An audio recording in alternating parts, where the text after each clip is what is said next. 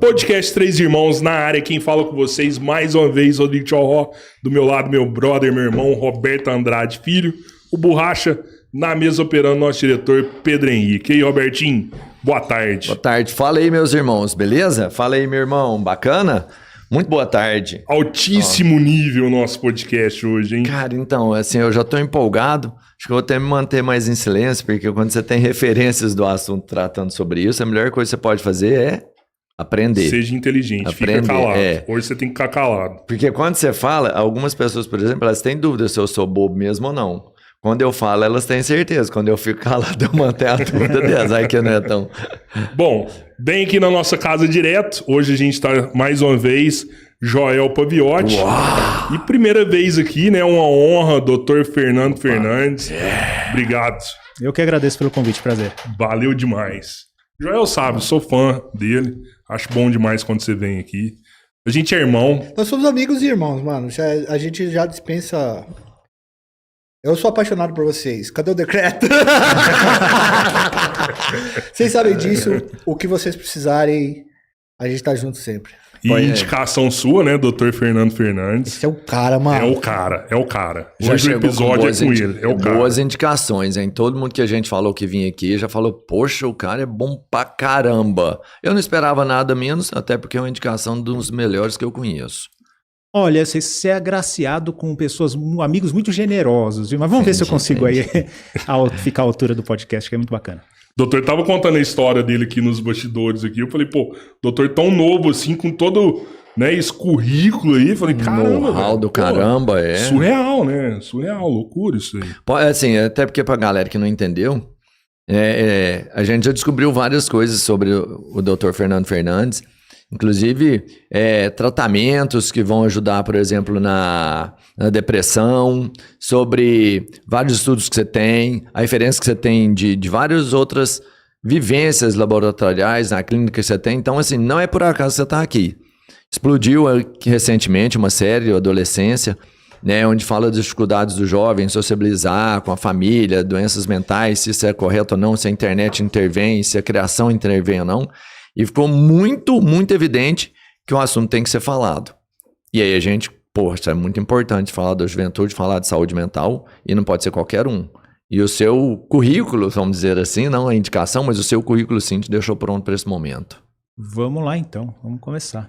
Beleza? E parece que cada vez mais tem gente sendo autoridade em todos os assuntos, né, doutor?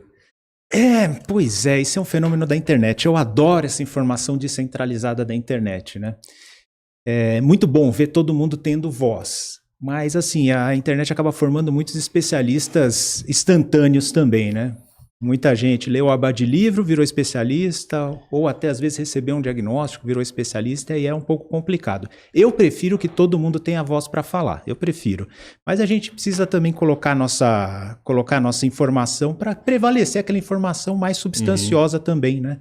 E ter um espaço aqui para isso, legal pra caramba, vamos lá. No caso dessa série aí, o senhor já chegou a ver alguns absurdos aí sendo falados na internet? Olha, essa série eu achei bastante interessante, Rodrigo, por causa que ela levanta muitas perguntas e eu acho que ela não responde as perguntas de uma forma barata. Ela deixa muita coisa em aberto. E aí, o que eu vi quando eu comecei a ver a repercussão da série? Muita gente ligada à cultura pop ou cinema, comentando lá do plano sequência. Eu achei legal o pessoal descobrir o plano sequência hoje em dia, né? Eu via filme do Hitchcock, que também era sem cortes. Eu falei, é legal o pessoal descobrindo isso, que passa a apreciar de uma forma mais legal as produções. Então, eu vi o pessoal comentando isso. Eu vi muitos canais com temas relacionados comentando sobre essa coisa do incel, sobre masculinidade, mas eu vi, assim, muito pouca coisa sendo comentada sobre relação entre pai e filho, tanto que eu escolhi, cara, não dá para conversar sobre tudo nessa série, até dá, vai levar um vídeo de 2-3 horas, né, para isso, então eu escolhi esse tema como tema central. Então, eu vi bastante coisa ser discutida de diferentes pontos de vista. Isso eu achei bem legal. Só uma coisa que eu não achei legal, que você falou, você viu algum absurdo? Pessoal tentando fazer diagnóstico, principalmente no garoto. Eu acho que a série nem se propõe a isso. E hoje em dia tá um tal de todo mundo saber fazer diagnóstico, né? Todo mundo. Eu nunca vi tanta gente que teve um relacionamento tóxico com um narcisista, né? Todo mundo fazendo diagnóstico a rodo. Eu acho que só isso que eu vi algumas pessoas pecarem. Mas no geral, eu acho assim, diferentes pontos de vista apareceram. Repito, essa série levanta muita pergunta, não traz resposta barata para nada e levanta perguntas certas. Então eu achei muito legal esses vários pontos de vista. Eu acho que o mais importante nuclear nessa série é, sem dúvida, a relação entre pais e filhos. Isso permeia toda a história e na vida real é o que mais importa também. Por isso que eu foquei a minha análise nisso quando eu fiz o vídeo, né? A relação de pais e filhos, porque ali no primeiro instante, o final conclui dessa forma também, a gente tem um homicídio, um assassinato brutal por uma criança de 13 anos. Isso é derivação de uma criação da relação entre pais e filhos, o que acontece ali? Olha, não é tão simples. Um desfecho desse, obviamente, não é tão simples. E mesmo que a gente tenha à mão todas as variáveis para avaliar isso, o imponderável também pode acontecer. Né? Quando fala criação entre pais e filhos, alguém que parte do princípio que esse é o único fator, ou que é determinante, a irmã dele é uma figura docíssima. Né? E teve os mesmos pais. Verdade. Tem até uma frase bem legal no finalzinho que o pai pergunta, tipo assim, É. como a gente fez isso? Que é perfeita, forte, sadia, né? E ela fala, a esposa responde, né, do mesmo jeito que a gente fez ela. E tiveram uma criação, viveram juntos, tiveram uma criação parecida. Então, qualquer pessoa que vem com uma resposta simples para um problema tão complexo quanto esse, para uma resultante tão complexa e dramática como essa, está sendo simplório. Ou está sendo simplista de forma proposital, ou está sendo um tanto quanto inocente. Né? É um problema bastante complexo. Agora, de todas as variáveis, a relação entre pais e filhos, ela é muito importante para o desenvolvimento de qualquer ser humano. Se vocês quiserem, eu posso até discorrer um pouco mais sobre isso, porque tem muita gente comentando. Por favor, né, Joel? Ô, doutor, eu acho que, só pegando um gancho aqui, vamos falar do ponto de vista sociológico para a gente se complementar, tá, doutor? Eu ligo pro doutor, a gente conversa das coisas e tal. Sociologicamente falando, eu acho que essa série, ela veio no momento certo da história. Ela tá no momento certo da história. Ela vai ser muito importante. Ela conseguiu fazer uma coisa que há muito tempo ninguém faz. Que é um produto pop estourar todas as bolhas da internet. Esse foi um assunto Verdade. que já fazia muito tempo que todo mundo das suas bolhas discutiram de alguma maneira isso. Foi legal. Mas eu acho que ela é importante porque ela deu um start, assim, apertou um botão, um gatilho para a sociedade, falando assim: nos anos 90, a rua e a forma de educar os jovens era dessa maneira, certo? Você vai sair na rua, tua mãe, olha, você tem que olhar para os dois lados, você não pode falar com o estranho, dentro de casa você tá seguro, saiu de casa você já não tá. O que são as ruas hoje? Como esses adolescentes são educados hoje? A gente está perdido da forma de educar os nossos adolescentes também, porque eles tem um mundo dentro do celular que às vezes o pai não acessa. Então a adolescência, ela chegou para mostrar pra gente, essa série, uma reflexão. Como a gente está criando as nossas crianças? Qual é a relação pai e filho? Como essa relação está sendo intermediada pelo quê? De que forma? Eu conheço meu filho, eu sei o que meu filho está fazendo, eu entendo como está a saúde mental do meu filho. Todos nós aqui já fomos adolescentes. Você acha que se o nosso período de 12, 13 anos desse um celular na nossa mão, sem uma verificação, uma vigilância, ia dar um B.O.? Que isso. Era Entendeu? seu cão com o celular na mão. Exatamente. Então, Já eu acho era que sem? é a oportunidade de a gente debater esse período entre a infância e a vida adulta e que as crianças estão se desenvolvendo nesse mundo aqui. Verdade. Esse ponto que ele levantou, achei interessante, porque eu acho que eu posso colocar todo mundo no mesmo balaio aqui, que a gente cresceu brincando na rua, por exemplo. As influências que a gente tinha e as pessoas sobre as quais a gente exercia influência nesse desenvolvimento, nessa troca que as crianças têm brincando, estavam ali, quem estava ao alcance da mão e dos olhos. Pessoal da rua, pessoal do bairro que se encontrava, jogava a bola rua de baixo contra a rua de cima, e era isso. E foi o jeito que os nossos pais cresceram. Eles cresceram também brincando na rua, cresceram brincando no abraço, e nossos avós também. Então, de um certo ponto de vista, a nossa infância foi parecida com a deles no ponto de vista de relação. Perfeito. Só que isso agora houve uma... Não dá para supor, quem é pai hoje, não dá para supor que as coisas eram como antes, porque houve uma mudança de paradigma com internet e digitalização da vida.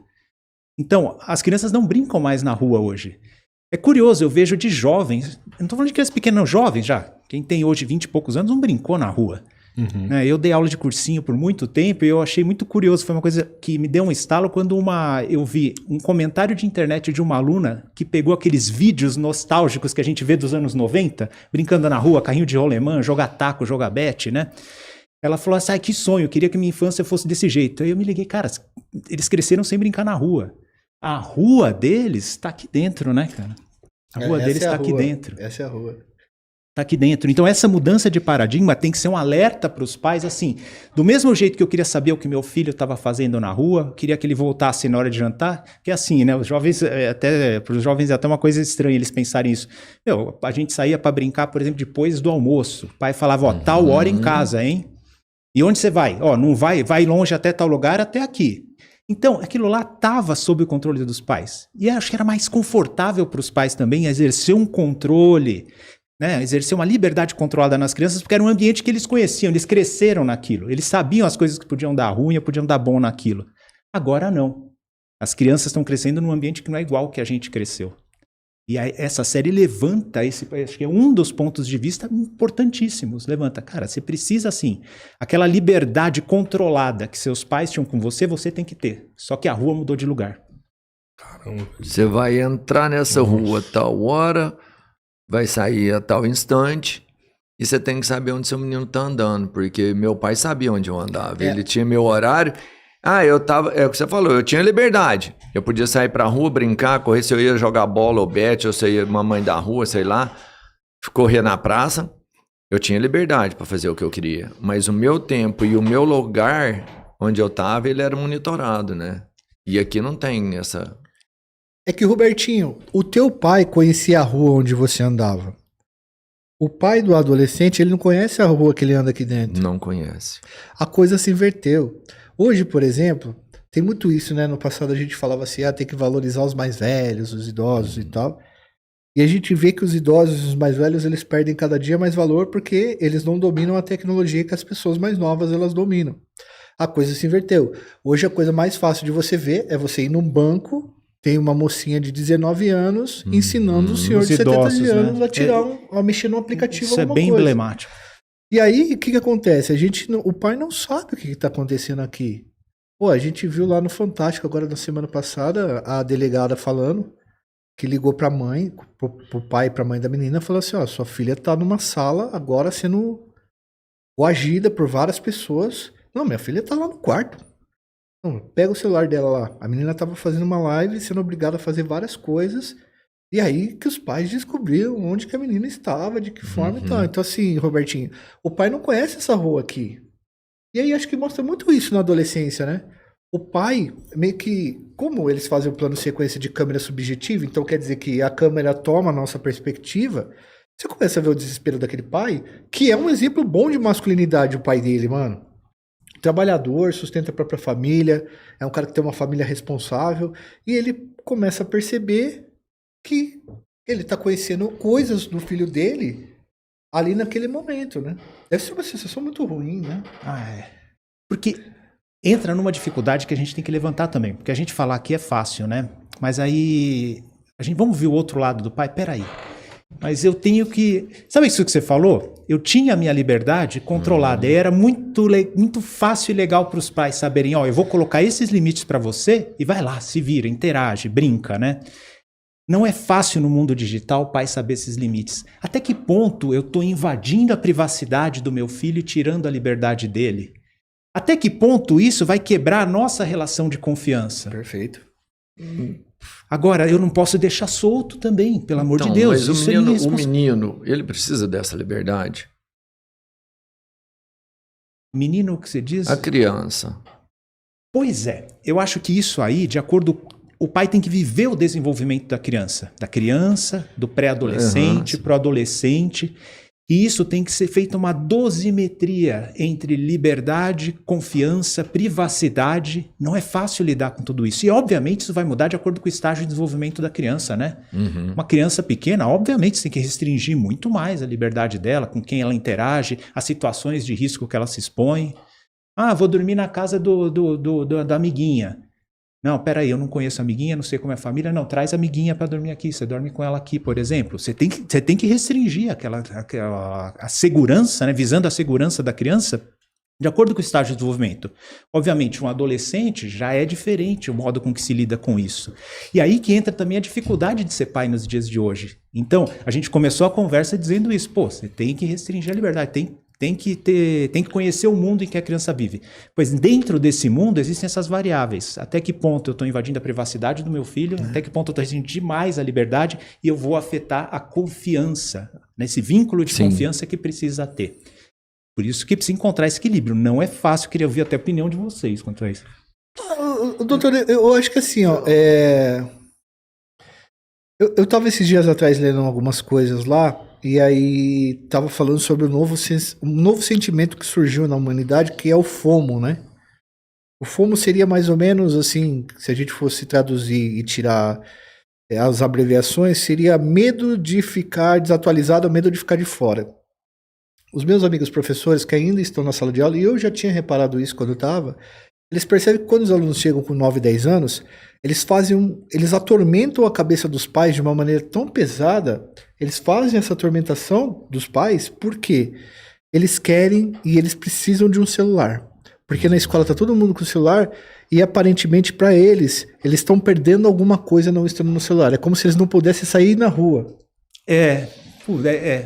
E aí é muito complexo isso, porque igual o doutor falou, peraí, eu vou verificar o que está acontecendo aqui, mas eu também não posso entrar aqui e ver o que meu filho, sei lá, meu filho conversou com algum amiguinho dele.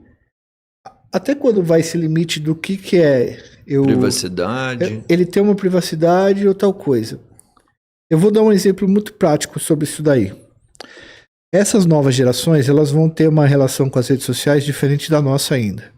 A gente aqui, acho que o Pedro Henrique também, a gente pegou uma época na internet que a gente logava e deslogava nas redes sociais. Vocês lembram disso? Uhum. Hoje a gente não desloga mais. Hoje você tá interagindo o tempo todo. Se você não tá, tua imagem tá. Tá, o vídeo do Rubão com o Paulo Cogos tá rodando na internet, no YouTube. Você imagina essa sensação na cabeça desses meninos neste momento, falando assim, eu estou 24 horas em todos esses lugares aqui dentro. É uma coisa muito complexa que eu acho que a gente ainda não entendeu. E as mudanças, elas são tão rápidas. E aí, doutor, acho que aí você fala melhor que tipo, o desenvolvimento cerebral ou o desenvolvimento social da criança deve ser uma coisa que fica complicadíssima. Porque, igual o doutor falou, a gente está há 10 gerações interagindo da mesma forma, né? Se socializando da mesma forma. Aí, de repente, em 10 anos, atualização de software, de rede social, mudança no algoritmo. E é isso que eu falei, assim, como que você vai deixar uma criança sem o celular se todo mundo tá com o celular e só ela que não tá? Entende essa parada? E é aí que os pais precisam entender qual que é o limite daqui de dentro, ó. Eu não sei, eu acho que é uma criação diferente, sabe por quê, Joel? Você pega hoje, em 5 meses, a gente se desenvolve o que levava 50 anos. Né? A evolução é muito rápida. Então, não tem como mais você ficar aprendendo de uma geração para outra. E eu tenho muito na minha cabeça dentro de casa que isso me leva a ter uma vigilância full time, assim, em cima do que os meus filhos estão fazendo. Talvez eu até estou conduzindo a criação deles de forma errada, mas eu realmente sou o pai que quero olhar tudo que está acontecendo no celular. Como que você faz Todas isso? as conversas? Se a privacidade lá, ela não tem uma prioridade dentro dos seus parâmetros. Assim, né? Eu sei que a passa. privacidade ela tem que existir, Sim.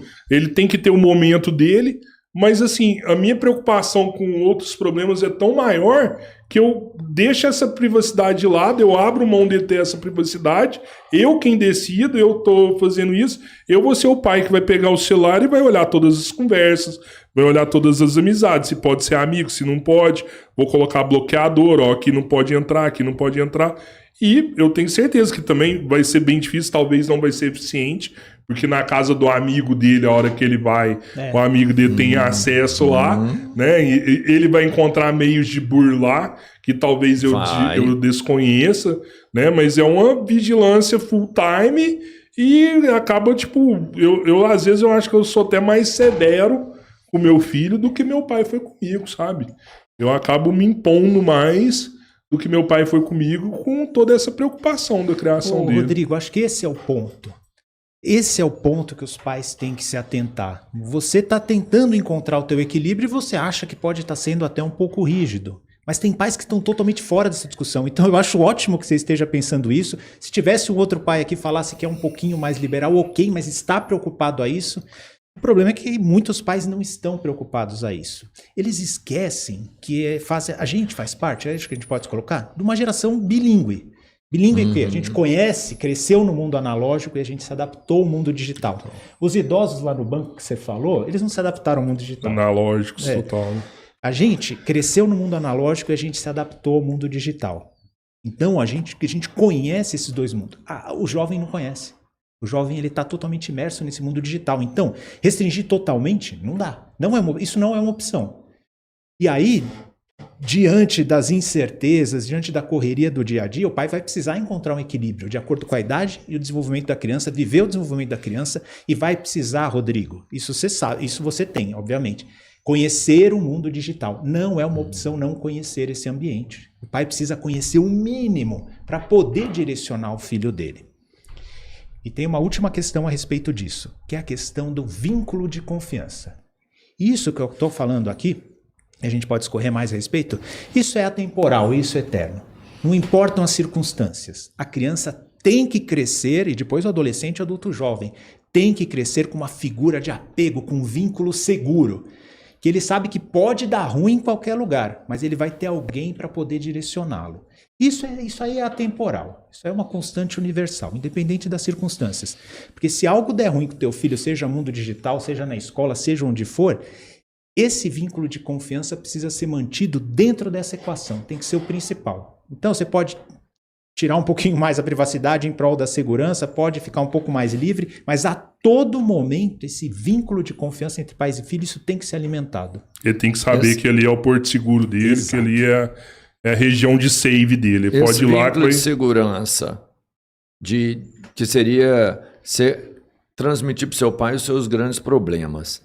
Isso na adolescência ele não some, ou quase não existe mais, de uma forma natural, onde o adolescente para de espelhar nos pais a confiança e a credibilidade e começa a acreditar muito mais num amigo, no ídolo lá da rua, sabe? E essa confiança não é que ele não tenha confiança, ele só não passa mais problemas para o pai ou para a mãe, ele começa a acreditar mais em outras pessoas. Essa questão é muito interessante de ser levantada, porque isso aí é verdade, que existe essa tendência, né? Na adolescência vem aquela tendência a pessoa desenvolver autonomia, uma atitude certa de referência,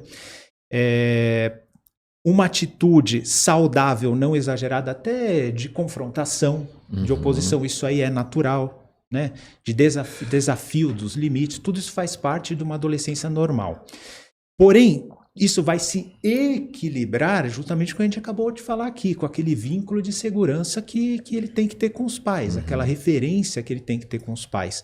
E quanto mais isso é nutrido desde a tenridade, eu vou levantar esse ponto, né? Desde a tenridade isso foi nutrido legal, mesmo quando eu chegar a esse ponto do adolescente ganhar autonomia, ele vai continuar com aquele respeito, ele vai continuar com aquela segurança.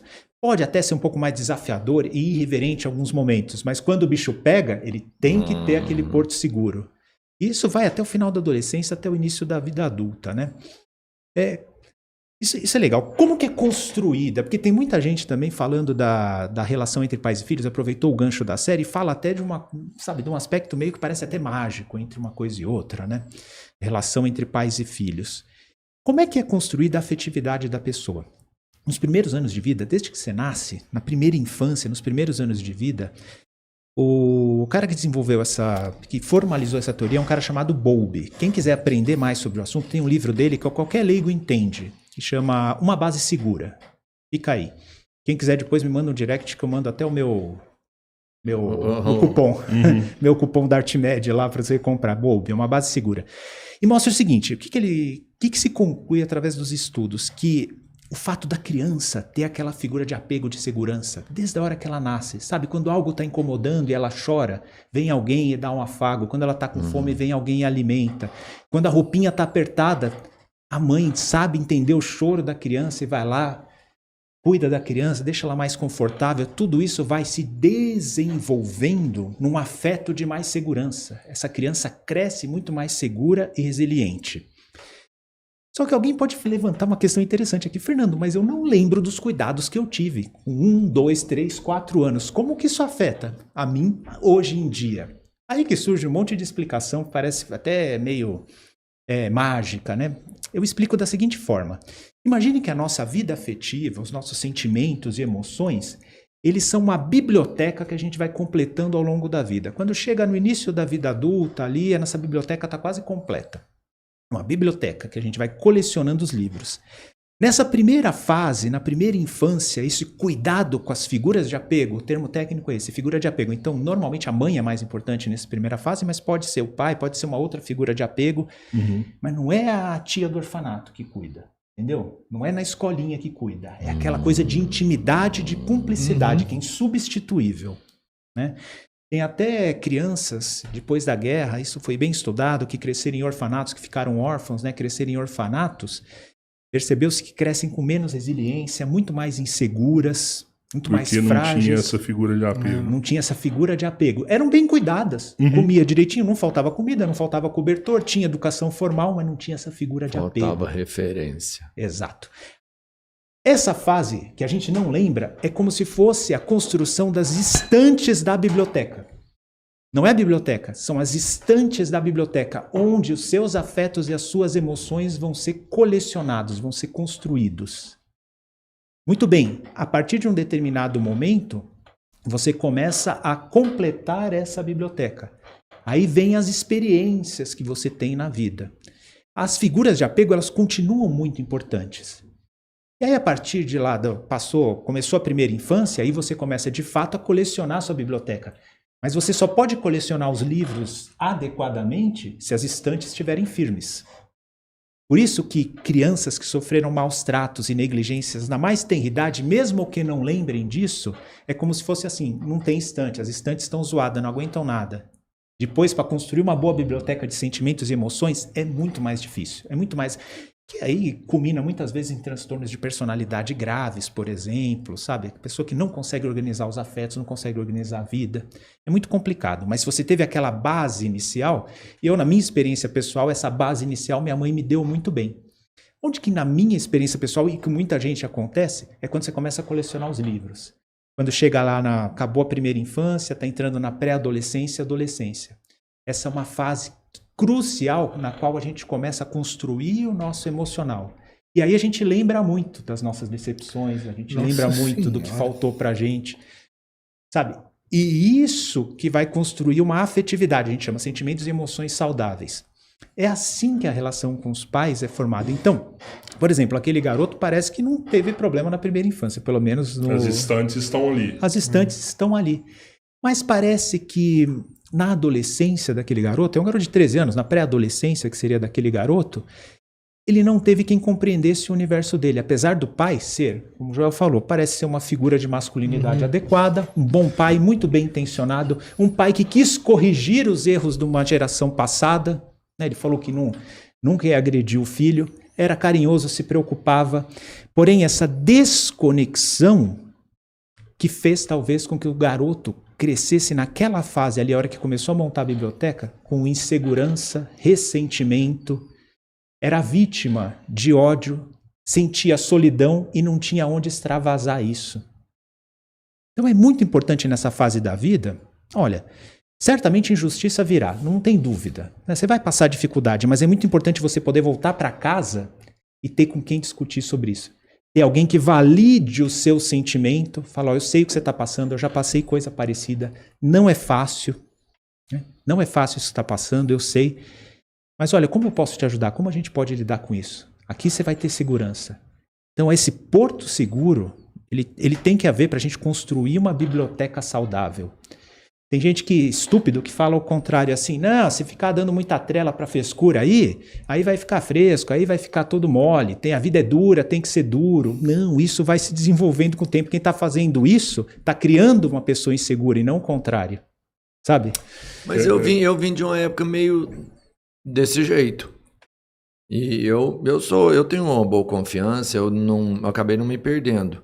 Será que é uma característica minha? Porque meu pai nunca trocou uma ideia comigo. Minha mãe sempre fez uma boa casa, tipo, a casa esteve sempre limpa, ela pedia para mim ir na igreja.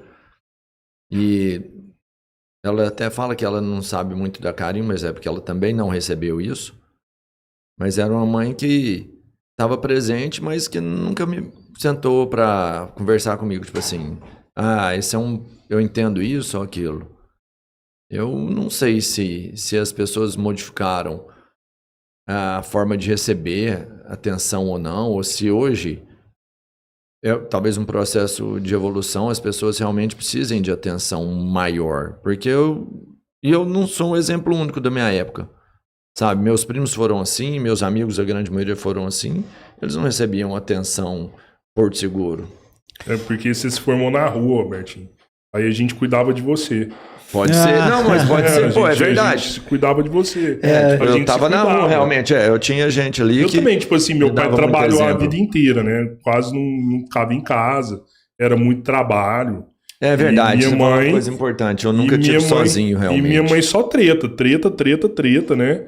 Tanto é que eu cheguei a ficar anos sem conversar com minha mãe, por conta de... realmente, já falou.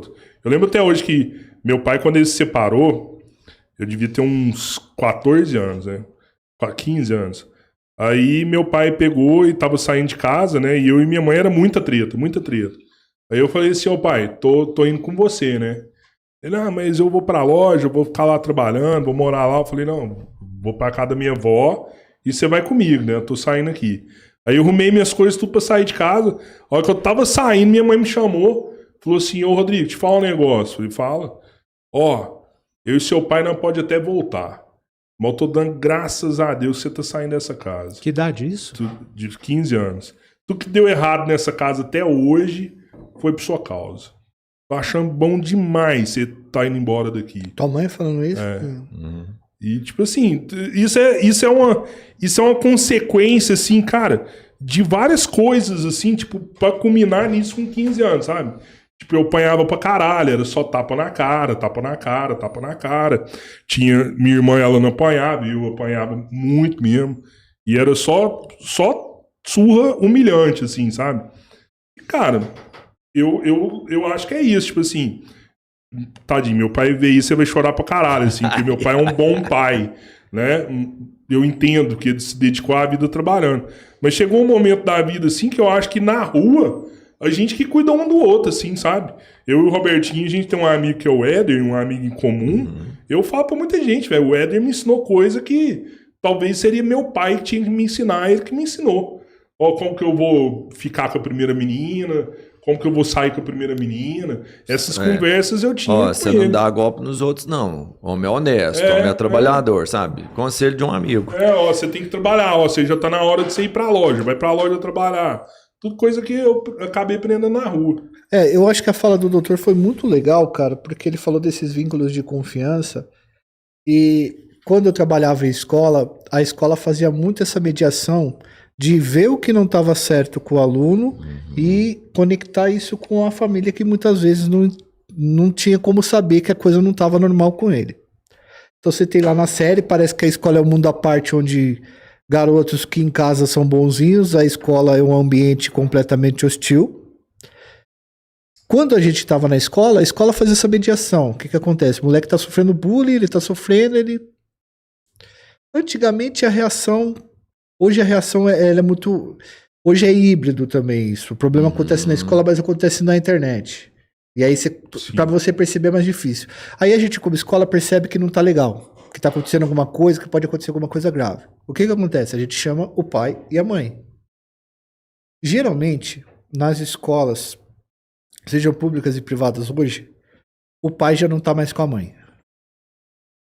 E muitas vezes você não acha nem a figura paterna nem a materna para você chamar, você tem que chamar uma avó.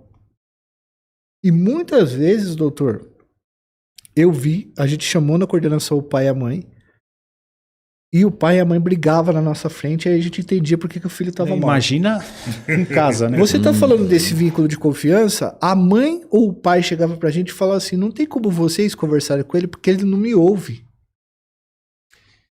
Aí que tá aí, por isso que eu falo, isso tem que ser construído, Joel. Não adianta chegar pro garoto de 16 anos e dizer, me ouve que eu sou teu pai. Mano, esse vínculo tem que ser construído. Mas no caso da adolescência, por exemplo, ele teve um vínculo construído com o pai dele de... Você percebeu isso, que ele tinha esse vínculo? Sim, tinha. Mas chega um momento em que ele começa a sofrer coisas que não chegam no pai dele para poder solucionar isso em conjunto, né? E aí é assim que eu vi. Tá. Porque daí eu penso assim, ó, eu até posso trazer esse exemplo meu, tá? Eu tinha vergonha de falar pra minha mãe que eu sofria bullying ou que eu apanhava. Também.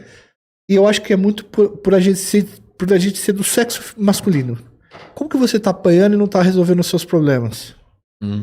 Como que você tá trazendo um problema aqui pra dentro de casa? E aí eu via minha mãe trabalhando igual doida pra poder sustentar todo mundo, viúva, depois chegou uma padrasta, claro. E eu não queria trazer problema pra ela também. Então eu tinha que dar um jeito. O que eu fazia? Aguentava o sofrimento ali, não colocava pra fora. Mas você explodia por dentro. Hoje o moleque consegue, muitas vezes, explodir e ter uma reação dentro da internet. Sim. Onde que ele coloca? Ele faz um fake, xinga o cara. Ele consegue, sei lá, fazer um ataque hacker, alguma coisa nesse sentido e tal. Porque no tempo nosso da escola, era o tamanho, era a força, era o grupo, era quem se destacava. Era um ambiente hostil. O banheiro de escola, cara, as pessoas romantizam, mas o banheiro de escola na nossa época era um negócio que... Tinha vezes que você não queria entrar lá, porque você poderia entrar lá, tomar um caldo na privada, apanhar, essas coisas. Vocês lembram disso daí, né? Deve ter todo mundo passado por isso. Eu não falava com a minha mãe, doutor, porque por mais que eu tivesse construído essas estantes, eu tinha vergonha de chegar pra ela e dizer assim, pô, eu não tô conseguindo resolver isso, eu tô apanhando na escola, tô tomando tapa na cara, tá acontecendo isso e aquilo. Eu tinha vergonha disso daí, cara. Eu não sei por quê, talvez porque eu precisava ser... Na época, o pessoal, ser homem, seja homem, resolva os seus problemas. E é difícil, cara. Você sabe, eu ouvindo o relato de vocês aqui, eu tô achando muito, muito interessante mesmo. Isso que você falou, poxa, talvez tenha me faltado isso. Mas, tô colocando palavra na tua boca, se me permite, pode me corrigir, tá? Mas cheguei até aqui, não aconteceu nada de tão grave comigo, acho que você quis dizer mais ou menos isso. Estou aqui, me desenvolvi, apesar de não ter tido isso. Mas aí o Rodrigão já falou, pera, minha adolescência foi barra pesada mesmo. Pelo que você falou, foi barra pesada. Joel teve experiências ruins. Eu também tive, me dou a liberdade de contar aqui as minhas experiências. Graças a Deus, minha mãe falecida, mãe que Deus a tenha, me deu muito afeto naquela primeira infância, né? Então eu sei que as minhas estantes estão no lugar certo, mas quando chegou a hora de eu colecionar os meus afetos na pré-adolescência, adolescência, foi muito difícil para mim. Eu era muito introvertido, assim, inabilidade social enorme, não tinha uma aptidão física nos esportes, que na nossa época era uma coisa importante na escola, né? Meus irmãos eram muito mais velhos, tinham a vida deles, então não me davam muita atenção. Aquela atenção excelente que minha mãe me deu quando chegou na pré-escola e adolescência, ela não tinha repertório para me ajudar. Minha mãe, filha de agricultora, que meu avô largou a minha avó com 5 filhos, minha avó passou fome para alimentar os filhos. Minha mãe lembra de ter visto minha avó desmaiar para poder alimentar os filhos. Coisa de chegar familiar, chegou o irmão dela, tio da minha mãe, chegou e falou, me dá essa mais nova para eu criar, que você não está conseguindo criar, que era minha mãe. E aí a minha avó falou pro irmão dela, falou, isso aqui não é ninhada de cachorro, para você chegar e escolher um, não. Então minha mãe cresceu desse lado. Então o que era o cuidado que ela tinha que ter com o filho, né? Comida, cobertor, tudo limpinho e manter o pai perto. Era o que ela tinha. Então, para ela, aquilo lá era o que ela podia me dar. Então, ela não tinha esse repertório. Assim, se falar de autoestima para minha mãe não vai nem saber o que se trata, né? E meu pai também, um pouco embrutecido nesse sentido. Ele não tinha essa coisa de querer viver meu mundo. Então, quando eu chegava com algum problema em casa, tentava trazer algum problema, Cara, é aquela coisa, eu tentava trazer um problema, vinha com 2, porque vinha uma crítica ou vinha uma frase feita de efeito, assim, que não tinha a mínima conexão com a minha realidade, né? Seja homem, aprenda a te defender. Meu pai falava muito isso pra mim, né? Eu sem aptidão física nenhuma. Se apanhar na rua, apanha em casa de novo. Tinha esse papo também. É cruel, Se hein? apanhar na rua, apanha em casa de novo. Olha como é violento isso, né, cara? Você tá buscando isso acolhimento, louco, né? Isso é uma coisa muito louca. Só que eu não tinha percepção do quanto... Primeiro, eu não tinha percepção do quanto as coisas poderiam ser diferentes. Eu não tinha maturidade, experiência para entender que podia ser diferente. Eu lembro, Rodrigo, que quando eu namorei a minha primeira namorada, eu fui num jantar na casa dela, e eu comecei a perceber uma coisa muito louca para mim. Olha, a família está debatendo os problemas e não está saindo briga. Porque meu pai, não que minha casa não saia briga, viu? Graças a Deus, assim, isso não acontecia. Nunca vi violência, nem verbal. Mas meu pai não deixava discutir, não deixava trazer problema. Não tinha. Eu lembro muitas vezes do meu pai, a gente num jantar, alguém trazia algum problema, uma discussão não no sentido de briga, no sentido de debate, né? Ele falava, eu não posso sentar nessa mesa aqui que alguém já vem trazer discussão, problema, vamos como é que é, coisa assim, falar de outra coisa, sabe? Aí eu percebi, caramba, olha só, essa família, ela debate, não é briga. Eu lembro dessa percepção. Então, a gente começa a ver que as coisas poderiam ser diferentes lá na frente. E isso potencializou muito na minha vida, essa percepção sobre o meu passado, quando eu comecei a estudar sobre o assunto. Aí eu vi, cara, foi tudo errado comigo. Eu falei pro Joel até uma vez, falei, ó, pela graça de Deus, eu passei com isso sem, assim, grandes danos. No final, vamos ver, as coisas se acertaram. Mas teve um preço isso. Teve um preço. Então, a gente está aqui, a gente passou dificuldade. Graças a Deus, pode-se dizer, tornamos os homens decentes, né? A gente exerce uma masculinidade decente. Mas houve um preço nesse caminho. Talvez para o Rodrigão, para mim, é bem evidente, para o Rodrigão também, para o Joel, talvez para você nem tanto. Mas eu acredito que até para você a coisa poderia ter sido um pouco diferente. Poderia ter tido um pouco mais de segurança. A tua biblioteca poderia estar uma biblioteca mais bem formada, mais bonita, né? Pena que a gente toma consciência disso muito tarde. Nesse caminho tinha que ter essas figuras de apego para ajudar a gente nisso. E é isso que eu convoco os pais a pensarem. Você não tinha revolta, cara? Como que vocês escoavam a revolta de vocês? Eu fico pensando nisso, sabe? A adolescência, você deve ter uma explicação médica também para isso, mas é um período de desenvolvimento em que tudo parece que fica muito... Amplificado, né? Amplificado, sabe? Tudo é muito intenso e eterno, né? Sabe? Tipo assim, cara... leva o lixo pra fora, aquele drama maldito, e lava a louça é aquele drama, e... Putz, fulano falou isso pra mim. Cara, se você gosta de uma menina, você tá apaixonado por ela. Sim, cara. Você chora da vida, por né? ela. Você entende? É o que você falou. Tudo é muito... Muito, né? Muito agudo, cara. O cara tinga, você tem ódio mortal desse cara, mano. Você quer brigar com ele de soco mesmo. E sei lá, cara, eu, por exemplo, o que eu fazia pra escoar a revolta? Eu não podia bater, porque minha mãe fazia isso também, né? Falava assim, ó, se você brigar na escola e bater, eu vou lá e eu vou bater em você, porque se não é pra bater nos outros. Minha mãe falava isso. E já meu padrasto falava esse bagulho que vocês estão falando, que é o seguinte, se apanhar lá, você apanha aqui em casa. Então assim, um falava pra bater, a outra falava que se bater, ia bater em mim. Então... Você é o pior, mano. Que você vou reto ou vou esquerdo? Mas assim, eu também tinha medo das consequências, o que é bater numa pessoa e explodir e tal. Eu lembro que eu escoava minha revolta muito na imaginação. Parece que eu imaginava assim, que eu tava dando um troco e isso passava. Ou livro, ou filme, fantasiando, ou livro ou filme, cara, tá ligado? Hoje, talvez se eu tivesse esse mundo híbrido, eu me vingaria na internet. Dessa revolta, desse ódio que eu tinha. Porque, você desaguava. Porra, cara, na adolescência eu tinha ódio, velho. Você tá com 16, 17 anos, você vê todo mundo ficando com as minas. E você tá lá, as pessoas não... Você não fica com ninguém. E não é só... Não falo isso porque senão você tá falando que é mulher, que é responsável. Não é isso, não é isso. Mas é que um ponto na adolescência, você ficar com uma menina é um ponto que te traz um status, né? Te aprova, te valida. Validação, Você tem uma validação, assim. Tudo que você... Quem não quer ser querido ou desejado? Né? Exatamente. E assim, hoje uma rejeição já dói. A gente vê aqui, uma rejeição já dói. Imagina, na adolescência, cara, com 15, 16 anos... Você é apaixonado por uma menina ou você quer entrar numa turma, num grupo de garotos e você é rejeitado. Jogar a bola no time de futebol. Ser o último a ser escolhido, mano. Cara, hoje Hoje eu saio na rua e hoje eu tiro a camiseta numa praia. Meu irmão, eu fiquei anos da minha vida por ser obeso, não tirando a camiseta, porque era tirar a camiseta, o cara falava que eu tinha teta. Ô, tetudo, ô, vaca leiteira, tal. Tinha professor de educação física da minha época que fazia time com camisa, Com camisa sem camisa. Os jovens de hoje em dia não.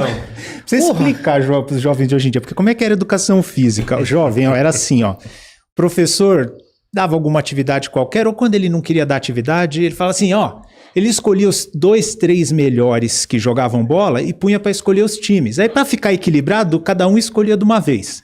Aí, chegava no final, Joel, sério, sobrava eu, um cara que tinha um tampão no olho, sempre tinha um cara que tinha um tampão no óculos, assim. Naquela época tinha aparelho ortopédico. Tinha um cara com aparelho ortopédico, uma pessoa obesa e eu lá sobrava assim. Não, eu final, era a né? pessoa obesa que Você sobrava era a com pessoa você. que sobrava tava lá com ele, né? você tava no cantinho ali. E aí, pra piorar, assim, é com camisa versus sem camisa. Nossa, porque, isso é sabe, inferno, uniforme? cara. Aí os gordinhos tinham que tirar a camisa, o pessoal zoava, aí era terrível isso Mas, aí. ó, Sabe que cada eu um fiquei tem de um recuperação peso. 3 vezes por conta de educação física? Olha o que eu tô falando. Era só Eu chutar não bola. ia, velho. Ah, você não ia? Eu não ia, eu fiquei de recuperação por falta, porque, tipo assim, e o pessoal falava assim, cara, é um absurdo, porque a matéria mais fácil de Mais passar legal, ué. era educação física, que era só você chegar lá e jogar. Mas, cara, eu não ia. E aí, tipo assim, passou de 20 faltas na época, já era o suficiente pra você entrar de recuperação. E todo ano eu ficava de recuperação em educação física, porque eu me recusava a ir nas aulas de educação física. Que era o momento, assim, de bullying ao máximo. Ah, não, educação. O que era um Bullying momento ao de máximo. relaxamento para muitos jovens, para outros era constrangimento. né? Bullying ao máximo. Era todos os olhos voltados pro maior, pro vareta, magro, né, cabeludo. Esquisito. Eu falei pra vocês lá no restaurante, ó, Joey Ramone, né? Era Não, só... Joey Ramone era massa, assim, era até um... Pô, um puta apelido legal, né? Joey Ramone é- Massa hoje, né, velho? Todo Mas, mundo queria, o né? Joey Ramone Verdade. era feio pra caralho, velho. Feio pra caralho. Aí, tipo, você tava lá com as meninas mais bonitas lá da escola lá. Cara, pô, Joey Ramone, já ficava rindo, aí as meninas rindo. Aí você já pensa mil coisas, assim, tipo, não, nunca vou conseguir ficar com uma menina dessa. Olha aí, todo mundo me zoando, tudo. Então, assim, era um pesadelo. A educação física era foda, velho. É, Rodrigo. cara, pode ir, doutor. Não, o Joel falou sobre como ele Escoava. escoava, Aham. a frustração dele. Você já parou para pensar como você fazia isso alguma vez? Fazia bullying Eu era o com os terror. cara. Fazia bullying com o resto. Eu era o terror. Você recebia o Se ódio e tipo- devolvia. Se tivesse o Discord, eu ia ser o moleque do Discord. Hoje eu não tenho dúvida nenhuma. Era isso que eu queria chegar um pouco. Eu era o terror, velho. Eu esculachei muito, cara. Muito, cara. A ponte, tipo assim. O cara Assim, sai da casa esses dele, dias né, eu briga. fiquei tão chateado, doutor, que teve um cara que foi um dos primeiros amigos meus de infância. E ele era brother mesmo, assim. E ele era filho único. O pai dele morreu logo que ele nasceu, o pai dele faleceu. Era ele e a mãe dele. E a mãe dele dava tudo pra ele também, sabe? Todo o dinheiro, a mãe dele dava tudo. A mãe dele tinha muito dinheiro, dava tudo pra ele. E, cara, esse cara foi muito zoado. Muito zoado. Inclusive, eu zoei muito ele. Porque eu sabia que, tipo assim, ou era eu ou era ele. Então, eu vou jogar nas costas desse cara. E, assim, há uns 3 anos atrás, ou menos, 2 anos, esse cara foi encontrado morto lá na minha cidade. Acho que ele se envolveu com droga, né? Ele se envolvia com prostituta. E eu acho que ele saiu pra fazer algum esquema de droga. E aí sofreu um latrocínio. E aí acharam o corpo dele uma semana depois, queimado, tudo, sabe? Amarrado, é. E, cara, se você olhar a história desse cara, é isso, velho. Sabe, o ódio das pessoas em cima desse cara, inclusive, meu também, porque eu zoei muito esse cara, é a construção de ter chegado nesse ponto. Eu não tenho dúvida nenhuma, assim, nenhuma. Que era pra ter sido uma pessoa boa, mas o ódio das pessoas, a zoeira, foi tão extrema que fez o cara virar isso. Você vê bastante interessante. Por isso que eu sou muito tardio em julgar o comportamento de adolescentes, pré-adolescentes ou adolescentes. Porque às vezes a pessoa que está escoando o ódio é porque o ódio represou nele. Nossa Senhora. Que foi exatamente o que você falou. Foi exatamente o que você falou. E eu já ouvi mais de uma vez de pacientes meus com relatos semelhantes. Falar assim, Fernando, eu era zoado, eu tinha muito medo de ser zoado. Aí eu via o outro e eu mandava zoeira em cima do outro pra zoeira e pro outro, pra não vir pra mim. E, cara, que ambiente de horror é isso. Eu costumo dizer para algumas pessoas e para mim, por um período da minha vida, cara, pré-adolescência e adolescência não era brincadeira no parque, era tipo jogos vorazes, tipo Alice in Borderland, Round 6, era isso, cara, eu via desse jeito. Jogos Mortais. Mas Doutor, vou te contar uma história. Hoje o meu cabelo era mais fino, mas minha mãe é negra, né? E eu nasci com aquele cabelo que a gente chama de cabelo sarará no Brasil. Que é o cabelo que depois que cresceu num certo ponto, ele fica... Chama de cabelo grosso, cabelo ruim, né? E aí, eu lembro até hoje, cara, eu acho que era a Copa de 98. Era um jogo treino do Brasil, ou 2002. Uns dias antes de ir pra Copa. E colocaram uma TV pra gente assistir o jogo. A TV não tava pegando muito bem. O pobre no Brasil sempre foi alguém muito inventivo, assim. O pobre no Brasil, ele é o Santos Dumont que não tinha dinheiro. Eu não sei se o Pedro não deve lembrar disso, mas quando não pegava, o pobre colocava um bombril na antena, voltava a pegar. Não tava pegando? O moleque passou, cortou um pedaço do meu cabelo e colocou na antena e voltou a pegar a porra do negócio. Bom, irmão. Até a professora deu risada de mim. Aquele dia eu fui pra casa num ódio. Se eu tivesse trombado esse rapaz no caminho, eu tinha matado ele. Eu fiquei uns 5 anos raspando o cabelo, sempre, toda hora, porque eu tinha vergonha do cabelo. E uma vez eu falei pra minha mãe que eu tinha vergonha do cabelo que ela tinha... que eu tinha herdado dela, né? Até hoje eu acho que eu devo desculpa da minha mãe por ter falado isso, sabe? Mas eu fiquei com muito ódio, cara. Aí que tá. Imagina 40 pessoas dando risada de uma condição sua, cara. Cara, aí você tá sendo vítima disso e você fica com ódio de si mesmo, né? É complicadíssimo. O Rodrigo extravasou o ódio né, no bullying também, então ele, vem e volta, né? Hoje eu penso, cara, o que me levou, né? Porque, que nem eu falei, inabilidade social muito grande, inaptidão física. Os colegas me zoando. As meninas, não é nem dizer que elas não se atraíam por mim, elas tinham nojo de mim. Então, né, esquisito pros padrões lá, porque eu não conseguia. Só que, graças a Deus, eu sempre fui bastante inteligente. E eu não sei se isso até piorava a minha percepção, porque eu sabia tudo o que estava acontecendo ali. Então, eu tinha uma percepção... Eu acho que piora. Eu acho que piora, pelo menos, o afeto. Piora o afeto, porque eu entendia muito bem o que estava acontecendo. Até que começou, cara, eu lembro bem, começou a vir a matéria na escola, começou a ficar mais difícil, eu comecei a ver que eu me desempenhava muito bem. Eu lembro uma vez até hoje desse episódio, né? O professor de ciências falou, sempre que acaba um capítulo do livro eu posso dar prova surpresa ou não, hein? Então estudem na hora que acabar. Eu lembro que acabou um capítulo, eu estudei o capítulo, tirei 10 na prova. Todo mundo tirou, literalmente todo mundo tirou nota vermelha, 2 pessoas tiraram 0. Eu lembro até hoje do Guilherme Cavazana, meu amigo, tirou 0. Lembro até hoje. Aí eu comecei a ver que eu me destacava naquilo. Cara, eu lembro que vinha o boletim, o pessoal chorando, apanhando dos pais. O cara, naquela época apanhava dos pais, eu jogo, boletim. Boletim verdíssimo, nossa senhora. Não, e não precisava o boletim ser vermelho, não. Bastava um vermelho no meio de um monte de azul. Minhas primeiras crises de ansiedade foi por causa desse maldito desse boletim verde aí.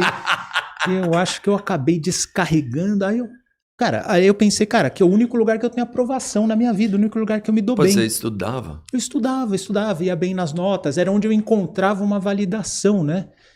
E a partir de um determinado momento a gente percebe, bom, também isso aqui vai me trazer um futuro, eu vou querer estudar, vou querer fazer uma faculdade boa, vou querer me destacar e tal, e eu fui para esse lado. Essa foi uma das válvulas de escape onde eu encontrava aprovação e me sentia seguro, né? Me sentia valoroso, já que todo o resto eu não me sentia, né? E uma outra coisa foi a fé. Acho que minha fé em Deus também me segurou muito da solidão, sabe? Me segurou bastante. Foram essas 2 coisas. Então a gente vai tentando encontrar. Pô, assim, o meu é porque eu sou mais velho que vocês. Quantos anos você tem? 51. Então o que acontece? Tá bem, Robertinho. É, o Albertinho tá roda bem. pouco no O sol, Albertinho né? sempre foi bem.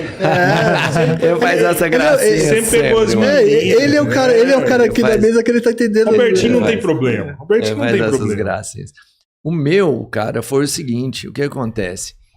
Eu acho que todo mundo teve um problema. É que a sensação que você tem é que a sua dor sempre é maior do que a do cara que tá do seu lado.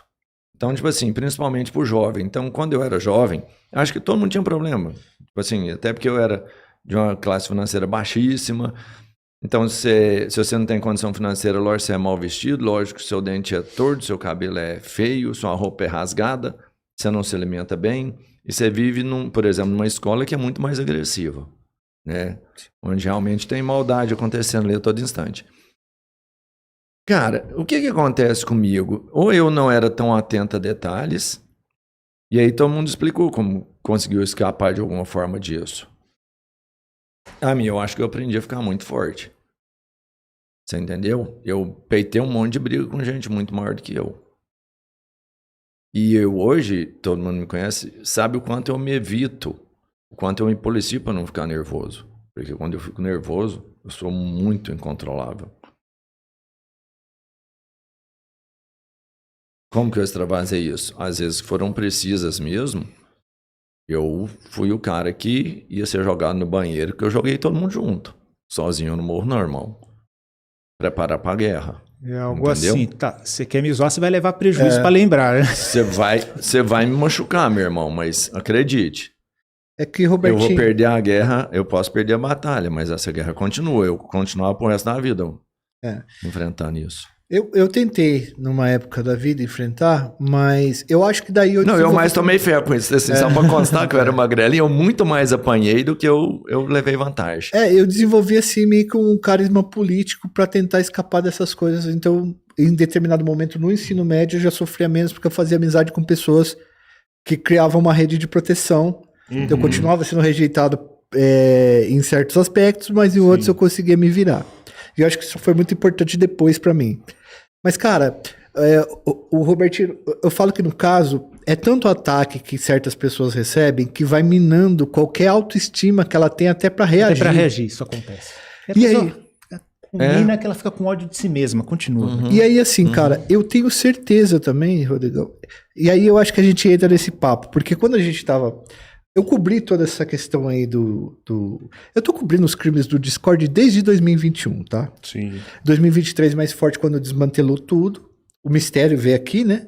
Inclusive, o Mistério é um caçador desses caras e tal. Ele vem com máscara? Ele veio Vem com com máscara. máscara. E, cara, o que ele disse pra mim na entrevista que eu fiz com ele é que todos os caras que ele conheceu que faziam as coisas no Discord, eles tinham um problema muito grave com o pai, que era essa falta de vínculo, de confiança com os pais. Que ele conheceu os caras. O Discord virou uma forma de escoar muitas vezes essa violência. Seja ela nos jogos, nos games. Eu não tô falando que todo mundo no Discord faz esse tipo de coisa, não, mas você meio que ganha uma... Vou tentar explicar de forma mais detalhada para não ter problema aqui. Quando surgiu isso aí, a gente se ligou para conversar. A gente estava vendo que as pessoas estavam falando que qualquer moleque que não arrume uma namorada seja considerado incel, ele pode ser violento ou matar os outros, esse tipo de coisa. Muito bom você ter levantado isso. Exatamente. Eu acho que a gente tem que deixar uma coisa clara aqui. Esse cara que está sendo rejeitado, que está passando por essas situações, esses adolescentes em geral, eles são pessoas que precisam ser acolhidas, porque eles vão estar aí. A gente precisa formar eles como homens, certo? A gente tem um pequeno grupo, num pequeno grupo, num pequeno grupo, num pequeno grupo, que vai lá no Discord e começa a fazer essas maldades totais. Aí você pegar e você falar que o moleque que é da adolescência, que é um tema bastante complexo da gente debater, você joga ele numa fogueira e fala assim, ó, todo moleque que é rejeitado por mulher vai virar um insano, um abusador, um maluco do Discord e tal. Você tá entregando uma adolescência inteira de jovens que... Porque eu falo assim, ó, como que vocês arrumavam formas de descontar? Vocês faziam uma medida assim, será que eu bato nesse cara? Eu consigo bater nele? Quantas pessoas tem e tal? É presencial. Num Discord da vida, na internet, a coisa se iguala. O que você Entendi. sofre na vida real, Entendi. você consegue descontar lá esse escoamento de violência. E às vezes não é no mesmo cara. Às vezes ali você consegue fazer o bullying com alguém que no presencial você não consegue. Às vezes ali você consegue atingir alguém que no presencial você não consegue. Eu fico pensando, se eu tivesse passado por esse bagulho do cara cortar meu cabelo, se eu não me vingaria dele na internet. Com fake. Exatamente. Ou com alguma coisa nesse sentido. Ou com algum parente dele. Ou com algum exposed, ou coisa parecida. É. Né? Enfim, são infinitos Né? modos. São infinitas formas que você tem. Porque na internet a gente tem um campo aberto para fazer isso. Você não está restrito por um banheiro. Tem um campo aberto para poder fazer isso.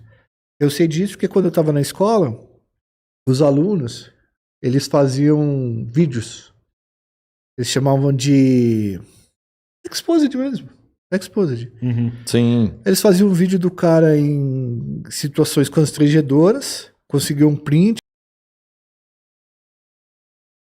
nos grupos de WhatsApp. Ninguém sabia quem era, quem fez, mas o bonzão lá, ele passou por um momento vexatório. Cara, isso é muito louco, né? Você pega na nossa época, a exposição às vezes era dentro de um banheiro. O cara ia lá, de repente você... Nossa, você viu o que fez lá? O cara pintou uma foto sua na porta do banheiro e escreveu seu nome lá. Aí você ia lá, você se deparava com aquela imagem no banheiro, você ficava puto com aquilo ali, né? Não quem fez, e acabou. Né? Saiu da escola ali, você volta pra sua casa, né? Você cuida da sua vida ali, provavelmente são pessoas diferentes. Agora, hoje, com a internet, isso já não acontece, né? O bullying, ele é full time, cara. Full time. A pessoa tá dormindo, o bullying tá acontecendo, a pessoa acorda em casa, ela já recebe a mensagem, estão falando de você, a pessoa toma banho, já vem, estão falando de você, 24 horas, né?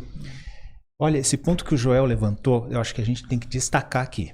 Porque um dos pontos de vista, lembra, a gente começou a conversa falando vários pontos de vista, várias questões foram levantadas nessa série, sem resposta absoluta para nenhuma, e cada um dentro da sua área, dentro do que lhe toca, comenta. E muita gente comentando dessa cultura incel. Que isso seria, sabe, muita gente acreditando ou comentando como se essa seria a raiz de todos os problemas. Todos são agentes Columbine. Uhum. Como se Sim, todos sim. fossem todas essas pessoas que estão, na verdade, numa situação de vulnerabilidade. A gente volta nisso. Na verdade, são potenciais agressores, como foi em Columbine. Né? Uhum. Eu olho isso e falo, pelo amor de Deus. A gente tem aqui, olha, 4 exemplos, talvez com exceção a você, mas aqui 3 exemplos que sofreram bastante na adolescência. Né? Eu não gosto de contar, mano. Vocês não sabem. Não, para com isso, Robertinho. Estamos falando sério. Para com isso. Não é sério, mano. Você é Shed, para com isso. Beleza, vamos lá. Robert Shedd. Segue aí. Shedd, Você viu a Shedd. foto? Deixa eu mostrar a foto. Eu vi. Como não dá pra ser, Deixa mano. Não dá o pra doutor ser. falar. Deixa o doutor falar. A gente tem uma massa de jovens que estão crescendo com insegurança, ansiedade. Sim. Isso aí já é documentado bem na psiquiatria, viu? Essa geração nova aí, extremamente ansiosa e insegura. Ansiedade e insegurança leva a retraimento e muitas vezes são pessoas intolerantes em função disso, em função da própria insegurança. Então, esse é o panorama dessa geração que está crescendo. Então, isso que aconteceu com a gente está numa geração que é muito mais terreno fértil para esse tipo de sofrimento do que foi a nossa. E quando a gente olha para o lado, a gente vê muitos amigos e colegas que sofreram esse tipo de coisa. Então a gente pega uma população que está extremamente vulnerável, sofrendo, jovens que estão lá solitários, ansiosos, inseguros, sem validação dos sentimentos, e de repente ainda vem agora em cima e fala assim, ó, tá vendo aquele cara esquisito ali? É uma ameaça em potencial. Meu, acho que era o que faltava, né? Para me empurrar para o fundo do poço, né? Pra me pegar numa arma. Acho que é o que falta, né? Então, eu estava conversando até com uma psicóloga, a Cecília, uma psicóloga muito doce que eu conheci num evento do YouTube, e a gente concordou nisso, cara. Essa subcultura de ódio na internet, ela teria muito menos força, inclusive ela não seria problema algum se não houvesse uma massa de jovens inseguros, ressentidos, ansiosos e sem validação. É isso que a gente tem que trabalhar. Fazer esses caras crescerem inseguros. E é lógico, a exceção da exceção, que vai descambar para isso, sempre vai acontecer como sempre houve muito antes da internet, né? Você vê os casos de psicologia criminal, existe desde que o mundo é mundo, existe. Acho que desde a Bíblia existe, né? Sim, sim. Mas a gente tem que olhar para esses jovens que estão vulneráveis e olhá-los como vítimas e pessoas que precisam ser amparadas e direcionadas, não como potenciais agressores ou potenciais ameaças, né? Sabe o que é foda, cara? Nesse ponto também, que eu acho que é legal tocar. Quando você era registrado na escola, você era registrado no meio de 30 pessoas. Então tinha um grupo de 5 moleques que jogava bem futebol, que era mais descolado, destacado, você era rejeitado por uma mina, por um amigo, em detrimento desses caras. Em benefício desses caras, né? Eles eram meia dúzia. Hoje na internet, você tem uma oferta gigantesca de pessoas. Imagina um cara que é rejeitado na internet. Ele fala assim, puta, cara, não é meia dúzia de pessoas que me rejeitou. Entre milhões de pessoas que estão aqui dentro, eu fui rejeitado por todas essas pessoas. É um mundo de rejeição. Como que isso bate na cabeça? Tanto que aquela teoria que os caras começaram a colocar, assim, no 20% das mulheres, né, 80% das mulheres escolhem 20% dos caras que são os tal de Shed. Que é o Shed, o Beta e o Miqueinha. O Miqueinha é o cara que seria assim. Que é isso? Esse eu não sei. Eu já conversei com o Junior Master sobre essa parada aí, eu já falei que eu não concordo com essas fitas aí, mas é assim, ó. Pros caras, tem alguns caras que eles acham que os homens são divididos em 3 tipos em relação a relacionamento. O Shed, que seria um Rodrigo Hilbert da vida. Né? Rodrigo Hilbert, o Carl Raymond, o Robert Shed. O Mindinho, Shed. Valeu. E existe os caras que seriam os betas, que são caras medianos, que sei lá. E tem o Miqueinha, que é o cara seria o cara que é bobo de mulher, que faz qualquer coisa por mulher, é emocionado, tudo e tal, que é o cara que fica por última opção lá. Tá. Pra esses moleques, zoado, é que nem eu era lá na pré-adolescência, tá? Esses moleques que são rejeitados, eles acabam tendo acesso a certas narrativas do ponto do seguinte: 80% das mulheres querem 20% dos caras que são Shed. Aí quando elas não conseguem o Shed, elas vão caindo pra quem... Vai pro beta. E aí a idade delas vão avançando, elas vão pra quem tava esperando ali o momento que na adolescência e na juventude não conseguiu ficar com elas. E aí teve algumas pesquisas em aplicativos de namoro que mostraram que realmente... Mas é porque é uma questão de seletividade, mano. Você vai selecionar... Até o próprio homem, ele seleciona mais o homem também. no aplicativo. Também a mesma coisa. Ele vai que eu escolher 20% das mulheres aí. Se ele não conseguir, ele vai tentar outra. Mas ele quer outra.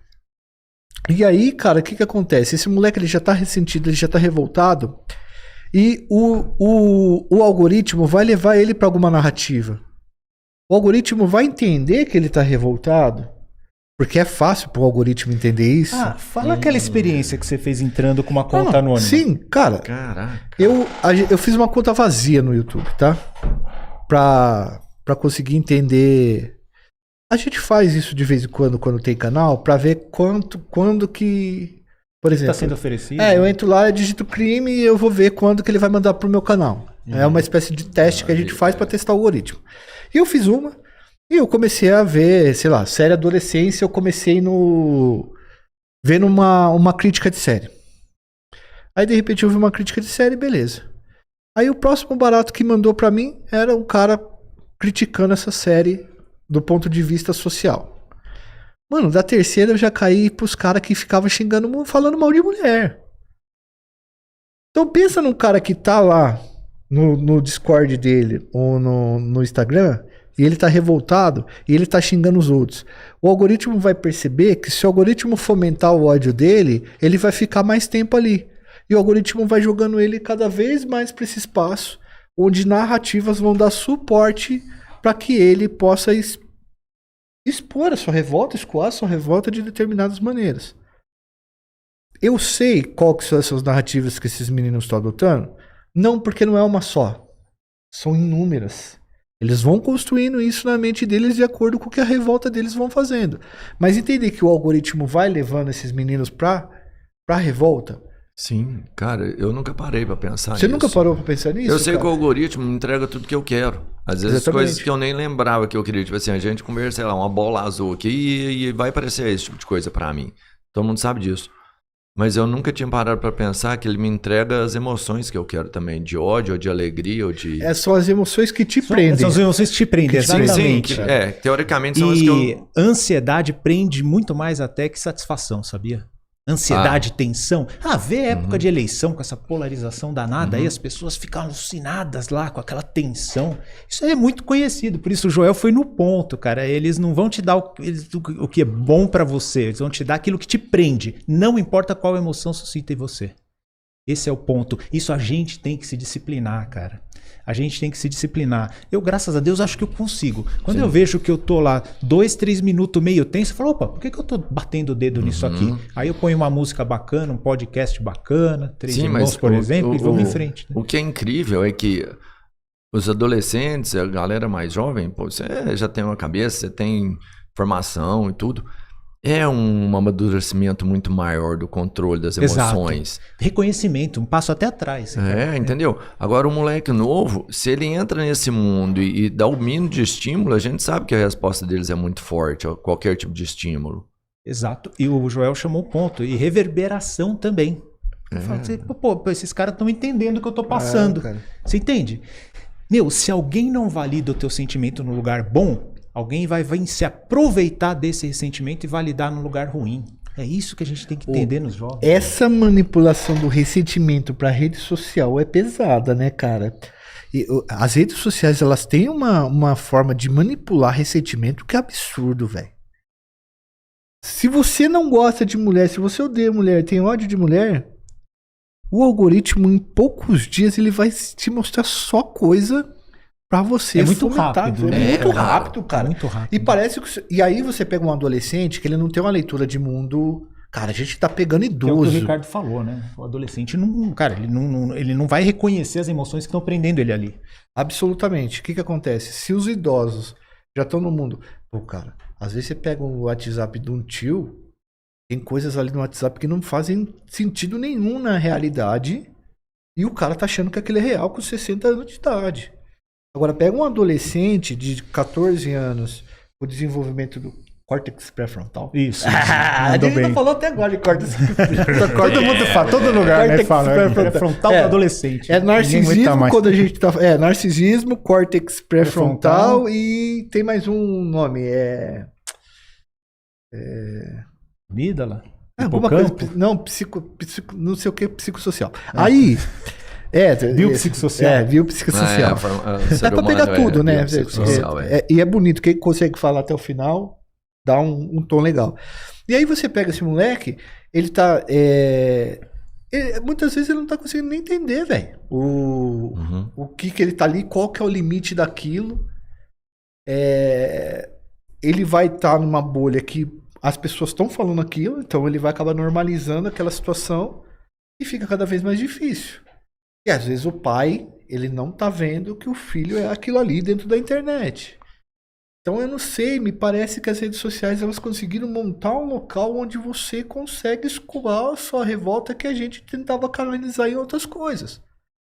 E tentava canalizar em coisas boas, porque apesar de tudo, os nossos pais nos passaram valores que eram valores muito fortes e que disseram pra mim assim, Joel, a sua revolta tem que ser escoada outra coisa, porque você não pode decepcionar sua mãe. Talvez não com essas palavras, mas acabava chegando nisso na cabeça. Exatamente, né? A minha cabeça fazia assim. Minha mãe sempre falava uma coisa que era assim, ó. Eu tô criando vocês sozinha. Filho meu não vai sujar meu nome na cidade. Cidade pequena é assim, sabe? Se vocês forem presos, não vou visitar. A não ser que vocês matem alguém numa briga, qualquer coisa assim. Mas vocês não vão sujar meu nome, porque eu demorei pra fazer o nome aqui. Cara, isso me perturbava de um tanto que muitas vezes eu não reagia porque eu falava assim, mano, eu não posso sujar o nome da minha mãe. Mas ela falava desse jeito mesmo, assim, de matar alguém, se vocês matarem alguém, coisa Aí ela visitaria. Caso contrário, se a gente fosse preso por qualquer outra coisa, não. Porque minha mãe parte do princípio que qualquer pessoa pode matar uma pessoa em determinada situação. Defesa, exatamente. Sim. Mas do resto ela falou, não, vocês não vão sujar minha história, vocês não vão sujar minha vida, eu vou criar vocês vão ser gente. Então eu ia na escola quando tirava nota vermelha, minha mãe tal. E esses valores da minha mãe, o medo de causar alguma coisa para a imagem da minha mãe e tal, fez com que eu não fizesse aquilo na escola. Mas se eu pudesse fazer uma coisa e não ser descoberto pela minha mãe? Você teve vontade? Porra, cara. Sim, não de matar os outros, essas coisas. Ah, tive também. Mas não matei ninguém. O cara do cabelo, né? O que cortou o cabelo. Mas, cara, sabe o que eu viajava na primeira infância, assim, quando eu sofri as primeiras coisas? Eu pegava um livro de super-herói e eu fingia que era o cara, tá ligado? Tipo assim, mano, o cara faz isso comigo, mas não faria com esse super-herói aqui do livro. Eu viajava eu nessas também fantasias. viajava desse jeito, assim. Eu também viajava com super-herói. Tipo, nossa, se eu tivesse esse superpoder, eu não ia passar por isso aqui. Eu direto Vocês sabem que muitos heróis, de fato, foram criados em situações exatamente como essas. Né? É mesmo? Qual que foi esse Como assim? Não me foge agora indicar qual, mas muitas pessoas que pensaram em situação. Exatamente isso, pessoas que pensaram em situação real. Passou por uma merda ali, tipo, se eu fosse assim. Se eu fosse assim, eu não sei se foi o caso, mas um que poderia ser o Incrível Hulk. Fala assim, cara, se eu fosse o Incrível Hulk, eu não passaria por isso, porque no momento de raiva eu ia crescer, virar o Gigante Esmeralda e ia resolver a situação. Né? Eu já ouvi dizer que muitas histórias de heróis, eu até fiquei curioso, eu mesmo vou atrás disso, mas surgiram de situações como essa, bastante comum. Eu acho que sim, por exemplo, quando eu era rejeitado por alguma menina e eu tava apaixonado, eu ficava em casa sonhando que eu tava salvando ela. E aí ela ficaria comigo porque eu salvaria ela. Mano, eu viajava nessas ideias, assim, muito louco isso. E aí, com o tempo ia passando e eu ia vendo que não ia conseguir ficar com ela. Mas sua parada era mais com menina, assim? Também, cara, porque o lance da menina é validação, né? No início da adolescência ali. Total validação. Então, o que acontece? Você convivia com os caras todos já começavam a ficar com as meninas namoradinha e tal. Exatamente. Né? Eu nunca fui tímido. Eu nunca fui uma pessoa tímida, porque às vezes quando o cara é tímido, ele se retrai ali e fica estudando. Não sei se era o caso seu, tá, doutor? Eu só tô falando isso. Eu era um cara que eu conversava, que eu tinha um traquejo social. Articulava bem. Isso, só que eu não conseguia ficar com menina. Mas né? era mais fácil pra você. Mas não, cara. Mas você tinha coragem de chegar chegar na menina. Desenrolado era mais fácil. Você tinha coragem de chegar na menina e trocar ideia? Porque uma Porra, coisa... eu tinha, mas era... Uma coisa é não ser tímido, ser bom de conversa. Mas você pode chegar na menina e falar assim, pô, você viu ali, futebol legal, sei lá, um assunto que os meninos gostam, conversar com ela um monte de coisas, rodear ela ali o tempo inteiro, mas não finalizar nada com ela a intenção. Tipo assim, você é o melhor amigo dela. Minha geração... mas aí eu não quero ser melhor amigo de... Mas essa é a minha pergunta. Você conseguiu chegar no ponto de demonstrar pra ela o interesse? Não, é assim, ó. Porque é o timidez. A gente precisa falar uma coisa da nossa geração aqui também de novo. Talvez não da do Robertinho, né? Tô brincando, Robertinho, mas da nossa geração que também é assim, ó. Vamos lá. Na minha geração, pelo menos, e aí eu falo por mim, você não conseguir ficar com uma mina, com nenhuma mina, era muito ruim. Porque, como eu disse pra vocês, você acabava sendo validado por isso daí. Então, é como se eu tivesse um traquejo social pra fazer amizade, essas coisas, mas eu nunca conseguisse transformar isso, converter isso e ficar com uma mina. Só que no meu período de infância, de adolescência, a adolescência era 100% estética, mano. A gente tinha padrões. Tem aquele filme Os Nerds Contra-Atacam, você lembra? Adoro esse filme, dos anos 80. Pegava os caras que eram nerds como se eles fossem perdedores. Os caras até tinham uns caras ajeitadinhos, mas como se eles fossem perdedores e, tipo, eles vão se vingar. Era a mesma coisa. Você tinha uma estética padrão global que era ditada ali pela Globo e acabou. O que saía daquilo na adolescência, e meu período ainda é malhação, essas coisas, o que saía daquilo da adolescência, tinha problema. Não arrumava nada com o sexo oposto, ou às vezes era excluído, constrangido e tal. Hoje, isso mudou bastante. Porque a gente tem uma diversidade de qualidades que são levadas em consideração na adolescência e não apenas a estética. Hoje você pega os nerds, porra, o que era ser nerd na nossa época? Era tomar esculacho toda hora. Só esculacho toda hora, tomar tapa na cara, porque era um cara brutão. A gente sabia que aquele cara muitas vezes não ia terminar nem a escola, mas ele jogava futebol bem, ele ia bem nos esportes, tal coisa. E eu sempre fui acima do peso, irmão. Entende a parada? O gordo na adolescência, ele fede mais. Ele soa mais. Ele não consegue correr. Sobe a escada, fica ofegante. As roupas não cabem. Mano, você tem inúmeras coisas que fazem com que a pessoa olhe pra você e fale assim, ó, esse cara tem muito mais dificuldade do que eu. E aí você tem o cara que joga futebol bem pra caramba e você vai chegando no gordo no final que fica por último no jogo de futebol. Mas eu fiquei revoltado com mulher na minha vida? Eu quis brigar com mulher? Eu quis fazer algum discurso que eu tenho ódio? Não, cara. Pelo contrário. Eu entendi que isso foi uma fase da minha vida que ajudou no meu desenvolvimento e que me ajudou a ter características que eu tenho hoje que me ajudam muito na vida, mano. Resiliência, empatia, essa questão do carisma político, de conversar, ter amizade, trocar ideia. Ô, brother, eu cheguei numa situação em que eu tenho amigos como vocês, mano. Para com isso. Porra, lógico, a gente... Então acho que não deu muito certo. Isso, fica se autodepreciando aí, auto-bullying, né? Pô, eu tô aqui, cara. Tipo assim, a gente é conhecido na internet, a gente tá batendo papo pra várias pessoas, pra milhares de pessoas. Sim. Estamos aqui todos juntos. Temos um espaço foda pra falar sobre nossas experiências aqui, certo? Bom, a gente conseguiu converter, mas o moleque de 13, 14 anos, ele consegue fazer essa conversão se a nossa ajuda? Ele precisa de uma ajuda, de ajuda, cara. Ou no mínimo entendeu? ia facilitar tanto uma ajuda. Porque é muito fácil ele, sabe, receber algumas informações verdadeiras, mas ser manipulado para chegar numa conclusão falsa. Vou dar um exemplo. Essa coisa dos 80-20. Nem sei se funciona assim, nem sei se os dados do Tinder ou coisa parecida são esses tal. Mas vamos supor que seja, tudo bem. Ok. A maioria das mulheres vai querer a minoria dos homens.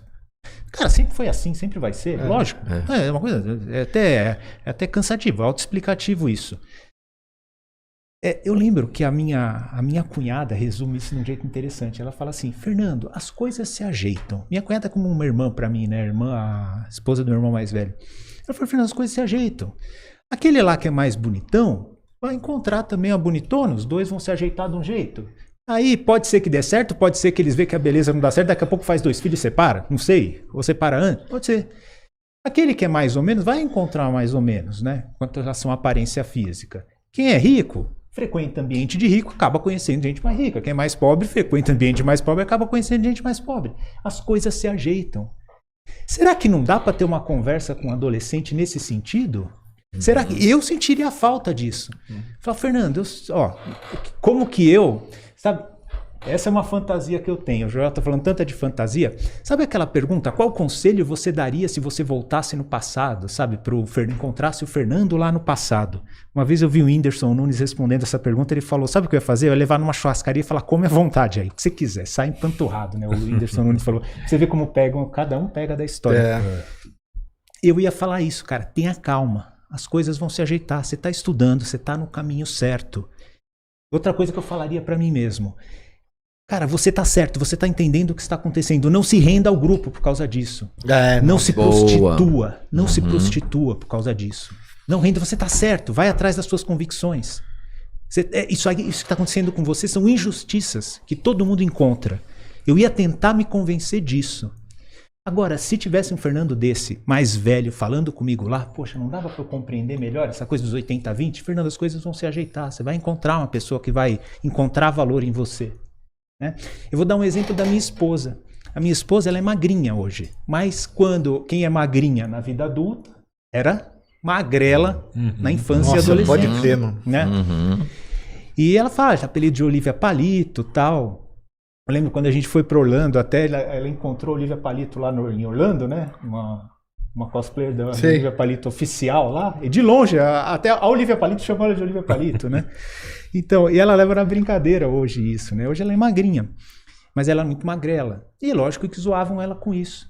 Aí sabe o que ela falou? Fernando, sabe o que minha mãe me falou? Minha mãe me falou assim, filha, olha, como que você acha que é a mamãe? Ah, a mamãe é normal. Então, eu era que nem você.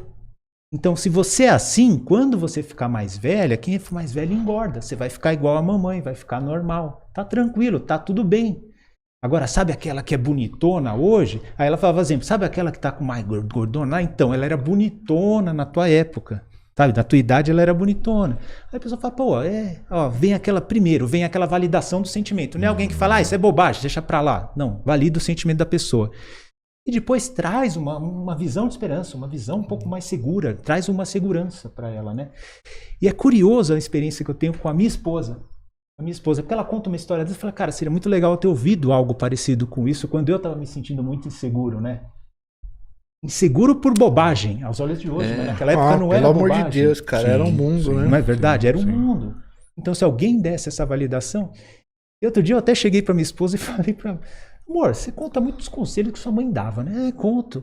E, caramba, você ouvia sua mãe e aplicava na vida os conselhos? Ela falou, sempre, dava certo.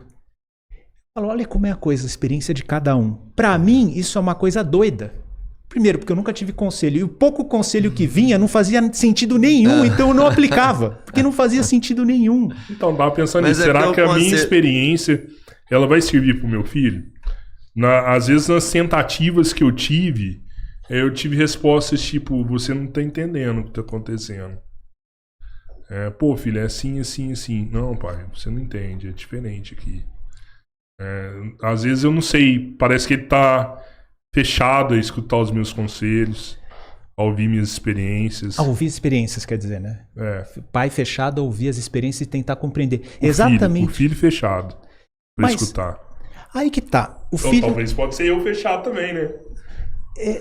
o filho fechado pra escutar, no meu caso, cara, vou falar o meu caso, eu não era fechado pra escutar, eu era sedento por um bom conselho Sim. que me trouxesse alguma segurança. Só que Que vinha um negócio- amenizasse um pouco a sua ansiedade, né, velho? É algo do tipo, cara, me ajuda a entender um pouco melhor isso. Saber que as coisas vão melhorar, sei lá, vinha qualquer coisa que desse segurança. Mas vinha uma coisa que não fazia sentido. E aí você acaba se fechando mesmo. É isso que eu chamo de desconexão, Rodrigo. É isso que eu chamo de conexão. O pai tá com boa vontade, o pai ama o filho. Mas será que ele consegue, assim, se esforçar para olhar os mundos pelo olho do filho, para falar, cara, é esse o ponto? Porque o que a gente sente, pelo amor de Deus, o homem sente desde que existe humanidade. A gente sente medo, a gente sente ansiedade, a gente sente insegurança, a gente tem necessidade de pertencimento, de validação. Então é isso. A gente só precisa entender a linguagem. Como que a pessoa está olhando o mundo? Ouvir bastante para entender, esse é o ponto. Aí a experiência que o pai tem vai ser válida, mas tem que estar inserida no mundo do filho. É aí que está a dificuldade. Será que era isso, Rodrigo, que você falou? Porque pelo que eu entendi, você falou, cara, vinha dar o conselho, mas eu não seguia porque não fazia sentido. É mais ou menos o que eu falei também. Dar o conselho pra ele e não servir ali, mas talvez é isso que você tá falando. Eu não consegui me conectar com a realidade dele. Você está se pondo a coisa de pai agora. Eu não consegui me conectar na realidade do meu filho. Quando eu dei conselhos pra ele, alguns conselhos. Eu sempre escutava, poxa, pai, você não entende o que tá acontecendo aqui. Pai, não é isso não. Filho, vai na do pai, confia, é isso aí, vai dar certo. Não, pai, você não sabe, você não tá entendendo o que tá Não, o acontecendo. que vem à minha cabeça agora é você separar um tempo legal, tempo assim, filho, vamos dar um rolê, vamos tomar um sorvete, fazer qualquer coisa. Que idade tem seu filho? 11. 11, então é tomar um sorvete.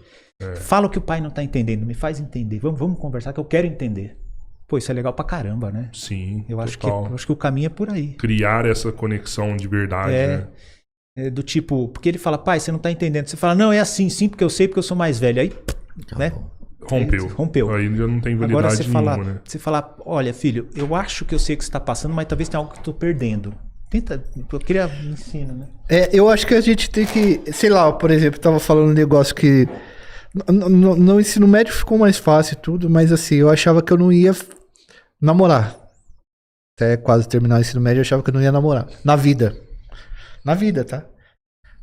Talvez se eu voltasse lá e falasse, mano, calma, você vai se envolver com muita mulher da hora. E que realmente eu tive experiências com muitas mulheres legais. E mulheres ruins e mulheres legais. Assim como amigos ruins e amigos legais também.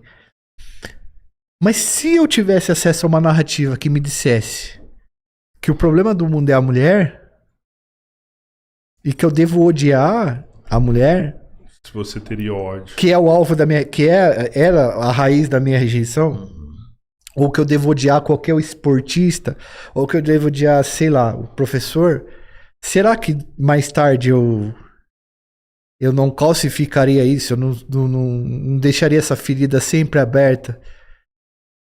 Eu me pergunto muito isso, porque atualmente é isso que acontece. Tipo, a gente ia vivendo, as coisas iam acontecendo e se ajeitando.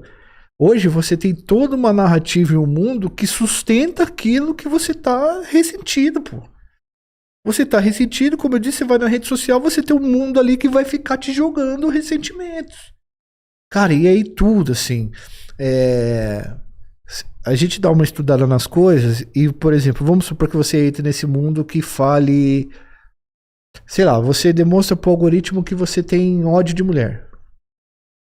Porque a sua principal rejeição são as meninas que te rejeitaram. Tô falando por causa da série também. Ele sofreu bullying, mas teve o lance da rejeição. E aí começa a vir essa narrativa em tudo. O caso Vitória, por exemplo.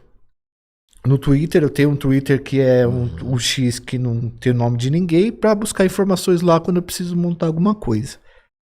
E no X começou a vir coisa pra mim assim. Caso Vitória, aí mais 3, 4 notícias do caso Vitória. De repente o cara colocando: ah, essa mina é vagabunda, ela que se envolveu com bandido, por isso que morreu. Aí você pega um menino que tem esse ressentimento, você coloca esse negócio, você dá essa narrativa pra ele, daí pra frente ele abriu aquele tópico ali e leu aquilo. As pessoas que estão comentando embaixo estão comentando exatamente aquilo. A próxima notícia que vier também é disso, depois de novo, depois de novo, depois de novo, depois de novo. Você vai alimentando aquilo de forma exponencial. Onde que vai parar isso? Você acha que o movimento Red Pill tem uma parcela de culpa nisso aí? Cara, eu conversei com o Junior Masters, né? Ele me convidou pra ir no Redcast. Eu vou porque ele agora tá diversificando tudo. Uhum. Tem Red Pills que falam só de relacionamento. Sempre tem esse toque do 80-20 e todos eles têm, tá? Sim. Mas a gente tem que separar porque tem uns que são realmente bem mais agressivos nessa situação. Misoginia mesmo. Sim, é explícita. Tem cara que produz isso que é explícito, tá? Explícito mesmo, de verdade, assim, do ponto de vista de falar mesmo que a mulher não vale nada e que ela vai te trocar por qualquer outro cara. Mesmo que muitas vezes esses caras não estejam na intenção de fazer isso, ele vai dar uma narrativa, proporcionar uma narrativa pro moleque que já tá ressentido. Entende? Uhum. E esse moleque vai sair pra qualquer lugar também pra falar e vai ter gente que vai chegar pra ele e vai falar: mano, isso é o problema do mundo. Porque você é homem. Também vai ter gente que vai falar isso, entendeu? E aí vai do outro lado o cara falando: tá vendo o que eu tô te falando? Como é exatamente. verdade? Aí a pessoa vai chegar pra ele: pô, você é homem, você... já teve situação de eu sair com uma mina que ela chegou pra mim e falou assim: pô, de verdade mesmo, cara. Eu falei que eu tinha uma ideia de fazer um programa de masculinidade, tudo, já faz um tempo, quase um ano isso. Ela falou assim: mas isso aí é mentira, né? Porque todo homem é mentiroso e todo homem é tóxico. Eu nunca conheci nenhum. Eu falei: caramba, eu tô sentado numa mesa com a pessoa, saí da minha casa, vim até São Paulo pra ficar com a pessoa e ela tá falando que eu sou tóxico, que eu não valho nada pela condição de homem. Eu entendo, porra, que muita mina deve ter ressentimento pra caramba com homem. A gente não é fácil mesmo, assim como nenhum ser humano é. Mas aí eu fiquei pensando assim, cara, e aí o problema do mundo ser um cara de 14 anos de idade que foi rejeitado, isso é muito complexo falar isso. E novamente, a gente tem que falar com um monte de aspas, senão aqui a pessoa fala: o Joel tá sendo contra o feminismo, tá falando contra o feminismo. Não, eu só tô falando que a lógica da internet é essa lógica. Pros extremos, né? Exatamente, ou você é julgado pra cá como um agressor de tudo, ou você é julgado pra cá, o cara dizendo que quem tá te apontando, quem te rejeitou, é o culpado de tudo. Você não tem... E você acha que o algoritmo faz isso de forma proposital ou é de forma irresponsável? Claro, porque quem que vai segurar você lá? Quem vai te segurar é o Átila da ciência lá, falando pra você como é que as coisas acontecem? Não, mano, quem vai segurar é quem vai alimentar seu ressentimento. Um jogo de futebol te prende 90 minutos, Rodrigão. Você fica tenso. Você fica tenso. Uma final te prende 2 horas e pouco. Você vai pros pênaltis. Não, tá, mas eu falo assim, as Big Techs têm um conhecimento disso aí. Não, logicamente. Elas fazem isso de forma proposital ou é de forma irresponsável? É lógico que o algoritmo funciona de forma proposital porque ele é configurado para ter a economia da atenção. Atenção, acabou. Performance. É o que vai te prender isso. Independente dos resultados serem positivos ou negativos. Eu, por exemplo, tô com um programa agora de masculinidade, né? Só colocando, doutor, daí já passo a palavra. De masculinidade, por quê? Chegou um momento que eu me vi como homem e eu falei assim: pô, velho, é difícil, sabe? É difícil. Eu preciso explorar mais minhas emoções, me regular mais, sabe? E aí eu fui procurar conteúdos que falassem sobre masculinidade, mano. Nós somos homens aqui formados, a gente precisa falar sobre isso. E aí eu só encontrei 2 tipos de conteúdo, brother. Ou conteúdo que é 100%, 3, né? Ou conteúdo que é feito por homens, mas 100% para mulheres, muito provavelmente. O Dr. Marcos Lacerda, que é excelente, mas você vê que a produção dele, a grande parte é para o público feminino, porque o masculino não se interessa, parece, né? E aí, o que era feito, que tinha um público homem, ou era o esquerdomacho, que é um cara que ele praticamente se mascula de qualquer característica masculina, e as minhas amigas feministas dizem que os caras fazem isso geralmente pra ficar com elas, e depois o cara comete estelionato, ele começa a se mostrar com um monte de defeito de homem. Teve um caso que foi exposto até recentemente. Isso, teve várias exposições, que é o cara que fica mentindo pra menina, dizendo que é 100% desconstruído, e aí quando ele começa a ficar com a menina, namora com a menina, começa aquela vacilação, né? Teve um grupo de WhatsApp que vazou desses caras colocando atrocidades das mulheres, intimidades, coisa do tipo, sabe? E os caras eram de uma editora famosa e deu esse BO aí. Deu ruim, né? E aí, por outro lado, tem uma galera radical, de extrema radicalidade também, que caiu uma pedra do céu, é culpa da mulher. Porra, cara, chegou, eu vi esses 2 movimentos, eu falei, não dá, mano. Aqui não tem condição, entendeu? Até uns caras do meio que falam de relacionamento, mais pra esquerda, mais pra direita, dava pra acompanhar um pouco. Mas esses 2 extremos eu falei, não tem. Eu fico pensando se eu fosse adolescente com todo esse ressentimento e encontrasse esses 2 tipos de cara. Entendeu? Sim. Um cara que ele consegue ficar com todas as minas porque ele mente pra caralho. E os outros caras que não fica com ninguém e fica falando que a mina é o problema do mundo. Onde é que eu ia me encaixar nisso? Eu não conseguiria ter uma conversa com a minha mãe sobre isso, velho. Entendeu? Então, assim, quem que tá puxando e quem tá criando narrativa e quem tá conseguindo fazer isso pros jovens que estão chegando? Porque esses jovens, eles estão chegando, eles vão ter que ser educados, eles vão ter que ser formados, entendeu? E quem que vai fazer isso? Então, essa é uma pergunta importante, sacou? E como que é que a gente vai identificar primeiro o jovem que tá acreditando que a mulher é um problema, né? Ou que, sei lá, que acha que não pode nem começar a envolver com isso. Você entende? Porque um é um problema que você quer ter. Você sempre quis ter uma mulher. O outro é um que já identificou ela como um problema e fala assim, não, nem quero ter um problema pra mim. Eu não sei, Robertinho, assim, eu não digo que eu sempre quis ter uma mina. Eu digo que a experiência com o sexo oposto é uma experiência que é muito importante na vida de uma pessoa, né? Totalmente. Se, do hétero, né? Sim, cada um com a sua opção, com o outro, entendeu? Porque acho que tem essa dificuldade pro outro lado também, e às vezes até maior, mas é assim, o cara que é o alfa lá também, ele acaba conquistando todas as opções. Só que quando você determina que a mulher, ela pode escolher com quem ela vai se relacionar de qualquer maneira, e que ela é o problema de todas essas coisas, você coloca um alvo na testa dela. Qualquer coisa que acontece na vida do cara de rejeição é culpa de alguma mulher, mano. Isso tá errado. Porque, vamos falar a verdade aqui? A violência contra a mulher aqui no Brasil é um bagulho sinistro, velho. Sabe, agora eu publiquei um caso do Guarujá agora, que o cara arrancou o couro cabeludo da mulher, o cara arrancou os dentes dela, e o cara jogou água fervendo nela. Tava fazendo vaquinha pra conseguir colocar os dentes de novo nela, porque é fácil, não tem como... Teve um cantor do Amazonas também agora, né? Espancou a mulher pro caralho. Então assim, cara, tipo assim, eu vou fomentar isso daí? Eu não vou fomentar isso. O Clécio Cavalcante, quando a gente tá escrevendo um livro sobre feminicídio, cara, ele pegou um caso de um cara que deu 21 facadas no rosto da mulher. No rosto dela. Não, eu tô pra entrevistar a Carolina Galhardo, que ela tomou 26 facadas de um ex-namorado, cara. O cara foi lá na casa dela, não queria ir embora. Ela pegou o celular e começou a gravar ele. Sim, 5 segundos antes do cara pegar a faca e encher ela de facada, entendeu? Ela sobreviveu, mas é um trauma pro resto da vida. E eu vou fomentar esse tipo de violência com um adolescente? Eu não vou fazer isso, entendeu? Doutor, num caso desse de 26 facadas, isso aí é uma psicopatia? Qualquer pessoa consegue chegar, dependendo das experiências que ele teve, das conclusões que ele tirou aí, fazer um crime desse? Mas que pergunta difícil de responder, que pergunta, porque tudo muito complexo, né? Chegar numa resultante como essa, porque isso é uma resultante comportamental. Isso pode ser tanta coisa, pensando do ponto de vista psiquiátrico. Eu diria que até psicopatia não seria a primeira coisa que eu pensaria, de jeito nenhum. O psicopata, ele faz as coisas, em geral, mais calculadas. Porém, mesmo dentro da psicopatia, existe aquele tipo que é meio impulsivo. Aliás, 2 núcleos definem um psicopata. Todos os sintomas que você pegar da psicopatia, eles envolvem déficit de empatia e impulsividade.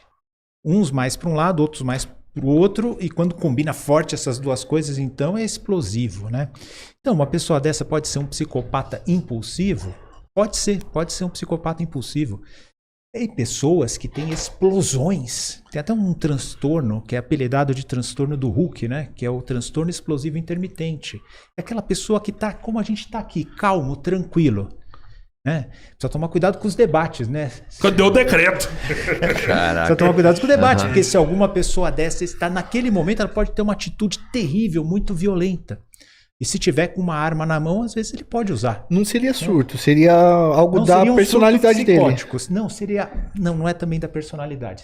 O transtorno explosivo intermitente é considerado um transtorno psiquiátrico, uma doença ativa, tanto que tem tratamento.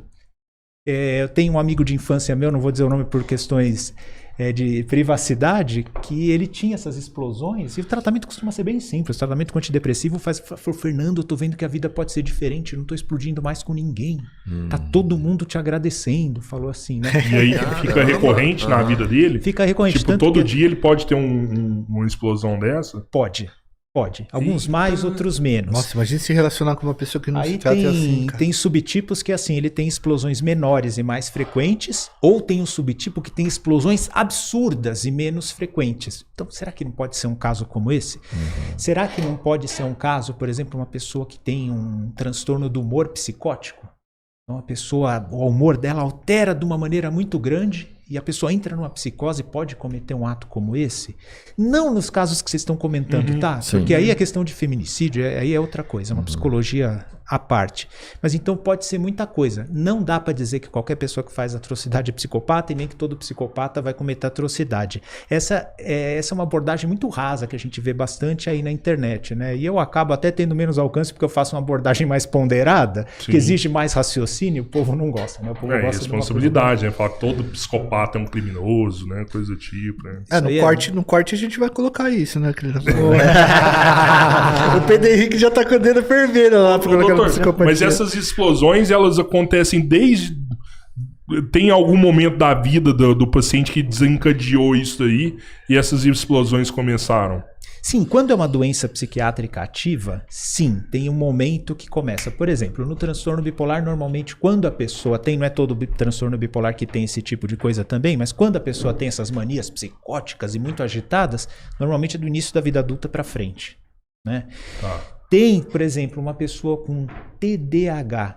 Gente, por favor, fica para trás essa parte das facadas, tá? Tô falando assim de explosões de comportamentais em geral, né?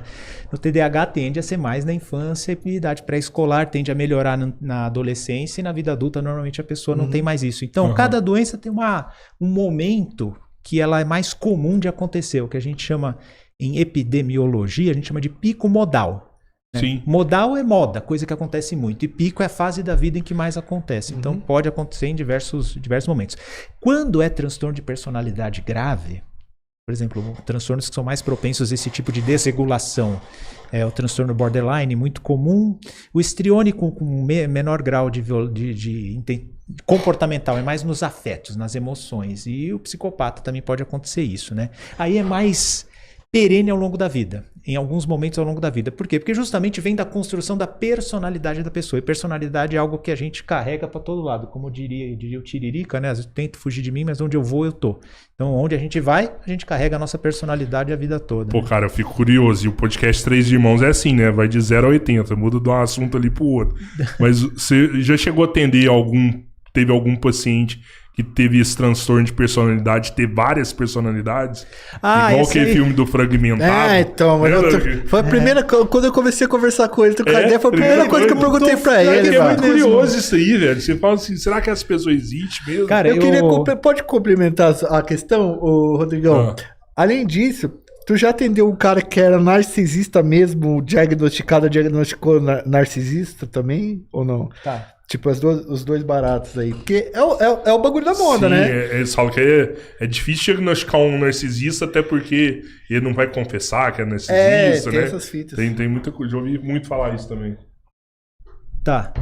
Então, a primeira pergunta, Rodrigo. Eu tenho um grupo do WhatsApp aqui com. Assim, deve ter mais de 100 professores de psiquiatria do Brasil inteiro. Muito bons professores de psiquiatria do Brasil Lugar inteiro. bom pra E estar. coloca ali.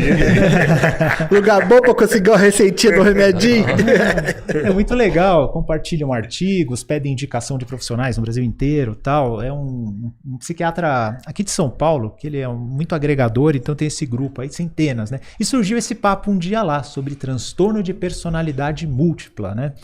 E aí o comentário foi o seguinte, cara, tem mais filme falando sobre isso do que paciente de verdade. Então, teve vários lá, psiquiatras super experientes, que falaram que nunca viram. Um psiquiatra que é referência na minha vida foi o meu professor Rui Mendes. Ele viveu 30 anos, trabalhou 30 anos no Hospital do Juqueri, em Franco da Rocha, que lá chegou a ter mais de 10 mil pacientes internados naquela época pré-reforma psiquiátrica, né? E, salvo engano, eu não tenho certeza absoluta, mas eu lembro dele ter falado que também ele nunca viu um caso como esse.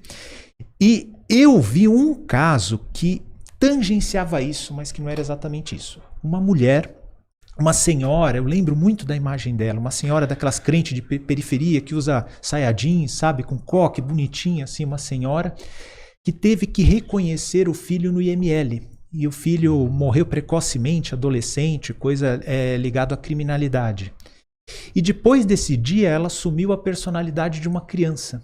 Nossa. E eu lembro até hoje, eu era residente do primeiro ano, um residente amigo meu do segundo ano, que na residência médica, assim, o mais experiente dá uma orientada no que está chegando, né?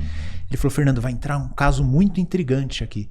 Aí entrou a senhora com jeitos de criança, ia no quadro, olhava quadro, fazia assim, com jeito de que falou, Fernando, a gente está tentando de tudo para tratar essa senhora, a gente não consegue. Mas não era personalidade múltipla, porque ela não voltava a ter, entre aspas, a personalidade que ela tinha. Ela tinha virado criança. Ela tinha virado criança. Que então é algo... né, cara? Isso é louco, Esse foi cara. o único caso que eu vi. Conseguiu ajudar ela? Até onde eu fiquei, não, porque na residência a gente passa e tal, e não conseguiu. Então, quem trazia era um familiar, não lembro se era irmã, acho que era irmã que trazia ela. Foi o mais próximo que eu cheguei de um transtorno de personalidade múltipla. Eu tenho uma tia velhinha, 78 anos, e ela perdeu o esposo dela, né? Depois que ela perdeu o esposo, ela ficou uns 6 meses sem lembrar da morte dele, assim, sabe? Tipo... Isso tem nome, é amnésia dissociativa. Amnésia dissociativa, né? Na época do Freud, ele falava muito sobre isso. Pra ela, ele tava lá. Ele tava lá, as roupas dele, tudo, vida normal. Onde que ele tá, que hora que ele vai chegar em casa, tá demorando de chegar. Aí a gente achou, pô, vai ser, isso daqui agora é permanente, né? É o quadro dela pro resto da vida. Passou 6 meses, ela voltou ao normal. Ó, o esposo faleceu, tal, e aí voltou a viver a vida dela. Ela lembrava, alguém contou pra ela dos 6 meses? Ela não aconteceu. E aconteceu depois na cabeça dela. É isso, aconteceu com ela. Explicou. Ela teve amnésia e depois voltou a lembrar. Cara, é muito louco isso. Não, né? O muito louco é isso, porque às vezes eu fico viajando nessas ideias. Quando eu fiquei internado um tempo numa clínica de psiquiátrica por conta da depressão. Vocês sabem aqui, já contei aqui que eu tenho um transtorno depressivo recorrente e tal. E eu fiquei internado 26 dias e eu convivi com alguns esquizofrênicos. E eles contam histórias, os que estavam organizados, né? Os que estavam desorganizados, eles... Fica perdido no delírio. Tava perdido pra caramba, assim. E aí tinha uma delas que tava me contando que ela descobriu que ela era esquizofrênica na adolescência. Ela começou a ouvir umas vozes. Não sei se na adolescência, muito bem, 11, 12 anos, alguma coisa assim. Ela começou a ouvir umas vozes e aí um dia ela chegou na porta de casa, ela não conseguiu entrar, ela atravessou a rua e o pai dela chegou e ela falou que ela tava vendo um cara na porta da casa que não deixava ela entrar. O pai dela não tava vendo nada e colocou ela pra dentro, aí disse que ela começou a ver.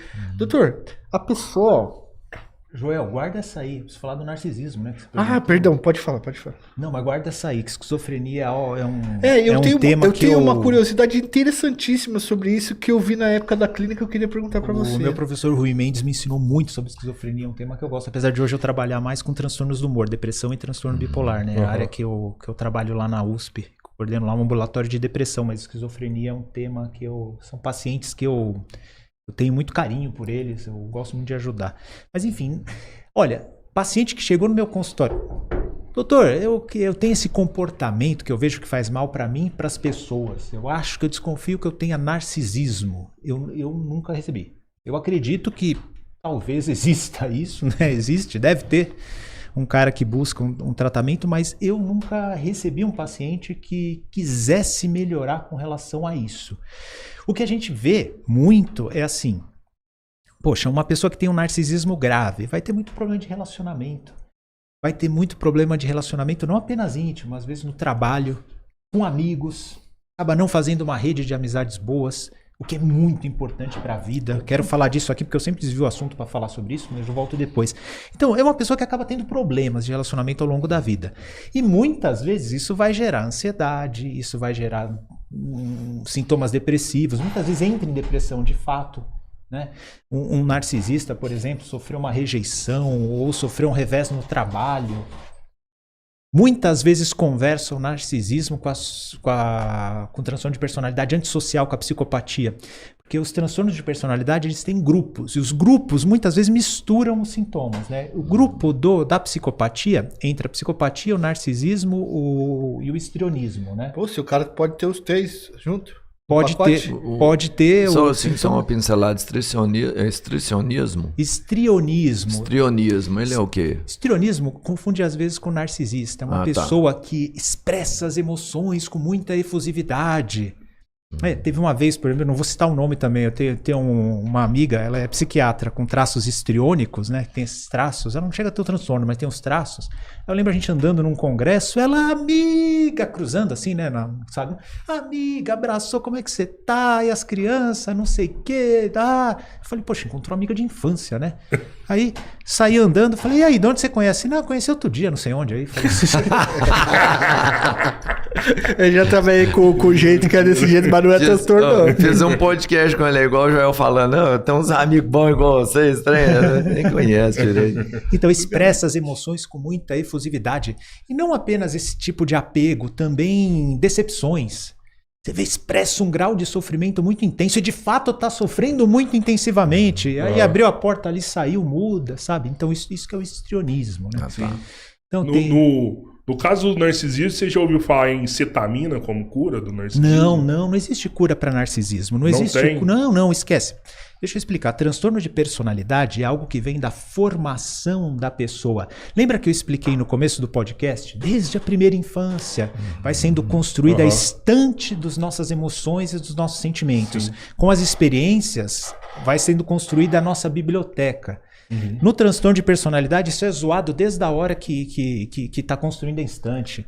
Os livros da biblioteca estão tudo largados, jogados um em cima do outro. Os afetos são desorganizados. É um bom exemplo, cara. Então, eu tô pensando nisso. Só para concluir, Rodrigo, uma coisa é uma doença psiquiátrica ativa em um determinado momento. Isso não muda quem você é, a sua essência. Quando a gente fala de um transtorno de personalidade, isso inclui o narcisista e o psicopata, é a sua natureza, é quem você é. Já teve uma mãe que adotou uma criança que tinha traços psicopáticos e veio me questionar, né? Ela falou, foi um caso até que me emocionou muito, triste de ouvir. Ela falou, Fernando, eu não quero me arrepender disso na minha vida. E ela perguntou, isso aí o que é? Isso aí é uma doença ou ele é o que ele é?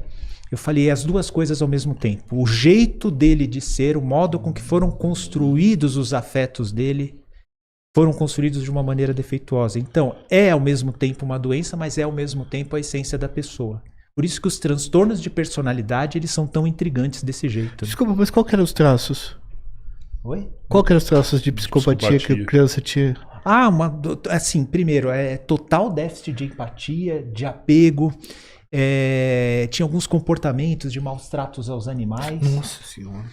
Então ele tinha alguns traços, e isso é importante falar aqui, né? na infância a gente não fecha o diagnóstico de transtorno de personalidade. Qual é o motivo? Justamente porque a nossa personalidade Tá na está... formação. Exatamente, está na formação, então as coisas podem mudar muito. E mesmo alguns comportamentos, eu volto até a série, tá? Para usar como exemplo. Aquele comportamento dele ter feito o que fez, define ele como psicopata? Não. Mesmo os comportamentos mais disruptivos como aquele não vão definir. Até porque a personalidade dele está em formação. As coisas podem mudar. Supondo que aquela atitude tenha a ver com a psicopatia, né? Que não fica muito claro também. E a avaliação da psicóloga foi suficiente para diagnosticar uma psicopatia? Na minha opinião, não. Não? Na minha opinião, não. Eu vi muita gente, até no vídeo que eu fiz sobre a série, eu chamei muito atenção para algo que eu já falei aqui, até bastante emocionado, que é a conexão entre pais e filhos. Mas eu vi muita gente fazendo análise de diagnóstico do garoto. E me mandaram mensagem, Fernando, colegas, né, falando, comenta sobre isso. O garoto, poxa, tem alterações de comportamento, alterações de humor muito bruscas, deve ser bipolar. Aí outra teve comentário no meu vídeo falando assim, pô, certamente é um psicopata, isso ficou evidente naquela entrevista. Ele tenta manipular ela ali, isso sim, né? Então sim, mas uma atitude manipulativa de um garoto de 13 anos... Não é Pra uma suficiente. psicóloga, Pelo amor de Deus, para uma psicóloga, numa situação como aquela, singular, não dá para fazer diagnóstico. Pessoal que faz diagnóstico assim, eu vi o pessoal fazendo, é diagnóstico de internet, é diagnóstico de checklist de sintomas. Ele não está demonstrando arrependimento, ele tentou manipular a psicóloga, ele tentou intimidar, pronto, psicopatia. Não, calma, pelo amor de Deus. Nesse sentido, eu concordo com o Marcos Lacerda, meu colega também, do canal Nós da Questão. Ele falou, não dá pra ver psicopatia ali. Agora, o que dá pra ver? Dá pra gente ver um garoto completamente despedaçado, completamente sedento de atenção e completamente sedento de validação. Mesmo naquela circunstância. Então, o que me chamou, pessoalmente, isso que chamou muita atenção, que mesmo naquela circunstância que aquele personagem, a gente tá falando de um personagem, né? Mesmo naquela circunstância que o personagem estava passando, qual que era a primeira preocupação dele? É ter alguma validação. E isso, o ápice é aquela cena que ele fica desesperado para a psicóloga dizer que gostava dele.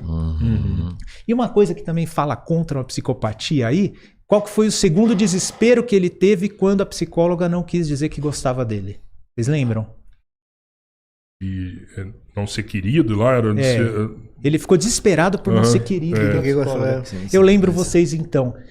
Desesperado ele gritou, fala pro meu pai que eu tô bem, fala pro meu pai que eu tô bem. Sim. Dificilmente um psicopata ia ter uma preocupação dessa naquele o pai. momento, né? Com o pai daquele momento. Verdade. Porque Então ele não aquilo tem. lá me tocou muito. E eu perguntei pra minha esposa, que é uma pessoa sensível também, ela falou, ó, aquela cena me tocou muito. Teve muita gente que, vamos dizer assim, se identificou mais com a psicóloga, se sentindo acuada. E a psicóloga naquele determinado momento se sentiu acuada, né? Eu me identifiquei muito com essa fragilidade do garoto, com essa demonstração de fragilidade. É algo assim, mesmo naquela situação em que ele tá desgraçado, né? Ele tá, acabou a vida dele, tá desgraçado, ele tava sedento por alguma validação ali. Eu fiquei chocado tanto que o diagnóstico afetou a psicóloga. Então, Isso ficou assim, eu dormi pensando nisso. Caramba, velho, uma profissional que passa por aquilo todos os dias, né? Você vê que mesmo ela, com todo o conhecimento dela, ela tá vulnerável àquele tipo de atendimento. Eu acho que o que o diretor quis demonstrar naquela cena, ela ficou muito impactada pelo fato de não poder dizer que gostava do garoto, de não poder dar essa...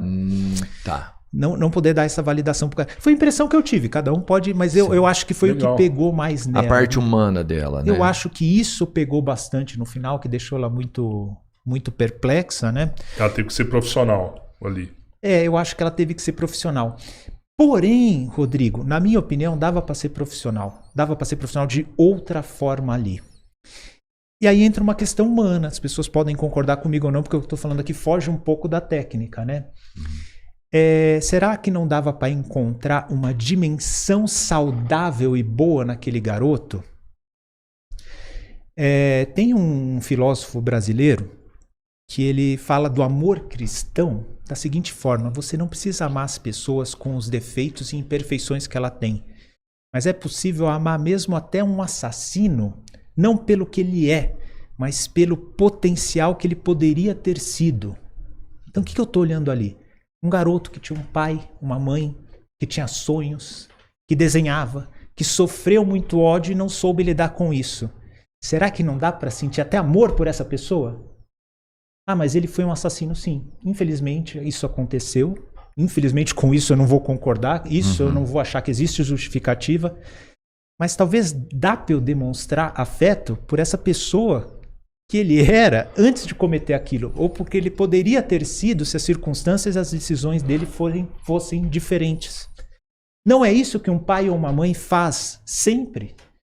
Eu lá na minha residência, por exemplo, a gente participava de rodas de grupo de apoio com mães. Era o grupo lá de álcool e drogas, né? Mas quem ia lá buscar apoio quase sempre era a mãe. E era uma cidade de periferia, né, da Grande São Paulo, uma cidade muito violenta, muito ligada à criminalidade. E resumindo, o que mais tinha lá era a mãe de cara que estava preso por causa de criminalidade. E essas mães, será que elas não podem amar um filho pela dimensão do que elas criaram, pela dimensão de toda a expectativa de que poderia ter acontecido, pelas coisas boas que elas viveram? Você não precisa concordar com o que essa pessoa fez, de ter se envolvido com tráfico, de ter matado pessoas, de ter disputado o poder dessa forma, né? Então, voltando ao ponto, Rodrigo, eu acho que dava para ter feito isso. E o meu amigo Marcos Lacerda foi o que ele comentou no vídeo dele. Sim, eu vi o vídeo dele. Inclusive, o Marcos Lacerda me ajudou muito num período muito nebuloso na minha vida. Ele nem sabe disso, mas eu tenho um carinho muito especial por ele e pela ideia, né? Que é o marido dele lá. Às vezes eu tava muito mal e a palavra dele me fazia muito bem lá no YouTube, no canal dele, sabe? O Nós da Questão. Seria um cara genial pra vocês trazerem aqui também pra trocar ideia, mano. Ele é fabuloso. Mas depois você conta da esquizofrenia. Não esquece da minha esquizofrenia, mano. Não esquece da minha esquizofrenia, pelo amor de Deus. Eu tava com ela marcada aqui. Eu tô com isso na cabeça. Não, eu viajo bem de um tema para outro. Então, Rodrigo, por isso que eu, sem falar o que eu tô falando agora, sem explicar, eu dizer que eu me identifico com aquele garoto ali. Eu me identifico com ele. Alguém pode dizer, você é louco? O cara acabou de matar uma mulher. Como que você se identifica com ele? Por causa disso. Por causa disso. Existe uma dimensão saudável lá. E eu diria que assim, sei lá, no coração da gente, será que não existe lá um pequeno garotinho como aquele, despedaçado, sabe? Então, alguém que não conseguiu, alguém que... Quantas vezes aqui, você mesmo, né, Rodrigo? Você foi vítima de ódio. Tem gente que acaba, contendo esse ódio e acaba fazendo mal para si mesmo, muitas vezes, né? Quantas vezes a gente não teve até na nossa fantasia, Joel, como você falou, de extravasar esse ódio e se vingar, né? Então, será que não tem uma pequena miniatura, uma amostra grátis daquele garoto no coração de todos nós? Ou será que a gente é tão santo assim, né? Então, quando a gente leva em conta tudo isso, talvez a gente consiga se identificar com um personagem como aquele e não precisaria ter tido aquela atitude daquela psicóloga. Ela poderia ter falado, olha, eu vejo qualidades em você, é uma pena que tudo isso aconteceu, sabe? Então, com outras palavras, enfim, de alguma forma podia acontecer isso. Desculpa. Uma parte que eu acho que, e quase ninguém fala nela, mas só uma parte que me interessou, que para mim é uma grande mudança de tudo que tem ali, essa empatia que você está falando que ela poderia ter tido com ele e manifestado, mas que quase ninguém fala, que é de um menino no supermercado que fala para o pai dele, paga um bom advogado pro seu menino e tal, ele não tá tudo errado. Aquele cara se identificou com ele. Eu acho que aquele cara no supermercado é alguém que sofreu o que ele sofreu e por isso talvez entendesse o que ele tinha feito. Ricardo, é uma cena bem pequena. Eu lembro. Ele vira e fala assim, ó... tô te conhecendo, você é o pai do menino. Ele fala, deixa isso, tal. Ele falou assim, ajuda seu menino. A gente faz vaquinha virtual, a gente consegue um dinheiro, paga um bom advogado para ele. Existiam pessoas que se identificavam com... Mesmo sabendo de tudo que aconteceu. Talvez por sentir a dor que ele sente, não? Aquele menino era incel também, né? Isso, mas lá, até né? sentir a dor que ele sente, talvez, não sei. Então, Ricardo... concordo em partes com isso, porque o simbolismo daquela cena acho que entra um pouco no que o Joel alertou aqui. Então, tanto que o pai se constrange num determinado momento, fala, não, tá bom, e sai fora, né? Porque não era uma identificação singela como a que eu propus aqui.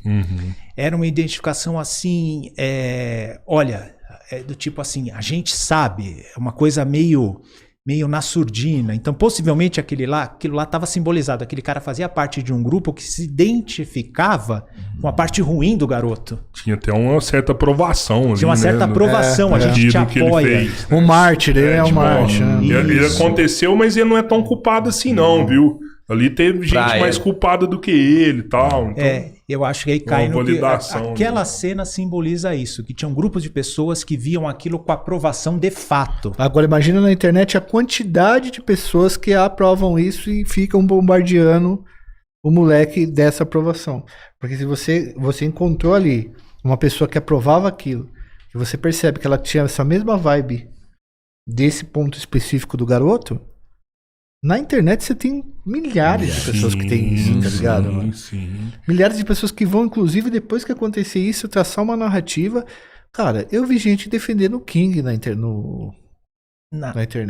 Sério? Ele nem era dos piores. O que tem pior que pelo amor de Deus? Você tá entendendo, doutor? Assim, mas a palavra, ela tem a capacidade de relativizar as coisas, e a gente vive num mundo que a verdade é relativizada. Então, por exemplo, o cara foi se formar lá com a suástica.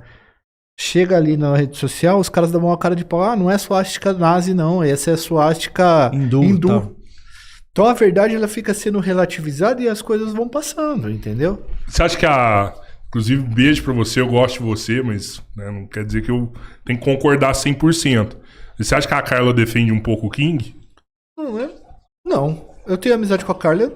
Eu também tenho. Não. É que a Carla teve contato com muita coisa ruim, né? Tipo assim, ela tá no Discord já faz muitos anos. Ela vê tudo que rola ali. Ela viu muita Um dos coisa melhores pesada. trabalhos sobre isso é o dela. Talvez Ela o conceito dela de loucura no Discord seja um conceito Que bem mais atingiu outro aprofundado. Mas não dá pra você falar que o cara não era maldoso também, que o cara não era assim, entendeu? Eu acho que não dá pra gente colocar também numa hierarquia quem era pior e quem não era pior, porque assim, as coisas que eram feitas ali eram absurdas. Não dá pra relativizar, né? E não sou eu o que que tô a gente falando, é falou de um justiça. crime, né? Sim. Quando você tem uma coisa que é errada, não dá pra você relativizar, não. O errado é errado. O errado Não- é errado. Outra coisa que eu já reparei também, não sei se você concorda com isso, eu vejo muito dessa galera de movimento Red Pill, de algumas linhas, esperando oportunidades desse tipo pra pescar. Deixa eu engajar mais aqui, deixa eu trazer mais pra dentro da minha bolha. Sei lá, um cara Mulher largou fudeu com da o cara, mulher ali, a mulher traiu ele e tal, ele usa aquele relacionamento, envelopa ele com todo o conceito do Red Pill e começa a pregar isso aí, tipo, como se isso acontecesse em todos os casos, pra capturar e engajar mais pessoas. Cara, é porque o nicho dele é exatamente isso. Uhum. O nicho dele é explicar pro cara que o relacionamento dele não deu certo por determinados motivos. E aí, obviamente, que ele não vai colocar a culpa no cara. Exatamente. Então, esse é o nicho do cara. Agora, como eu disse pra você, nem todos esses caras, eles são radicais ao ponto de falar explicitamente certas coisas.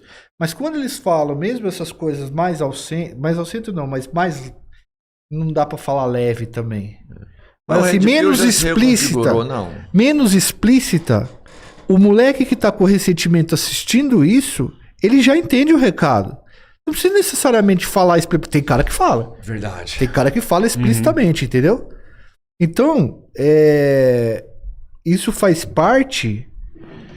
O pessoal chama de baixosfera, né? Eu tenho certas críticas a esse ponto, mas isso faz parte de um escopo que vai dar uma base ideológica de pensamento para aquele cara que tá colocando a culpa toda na menina, entendeu?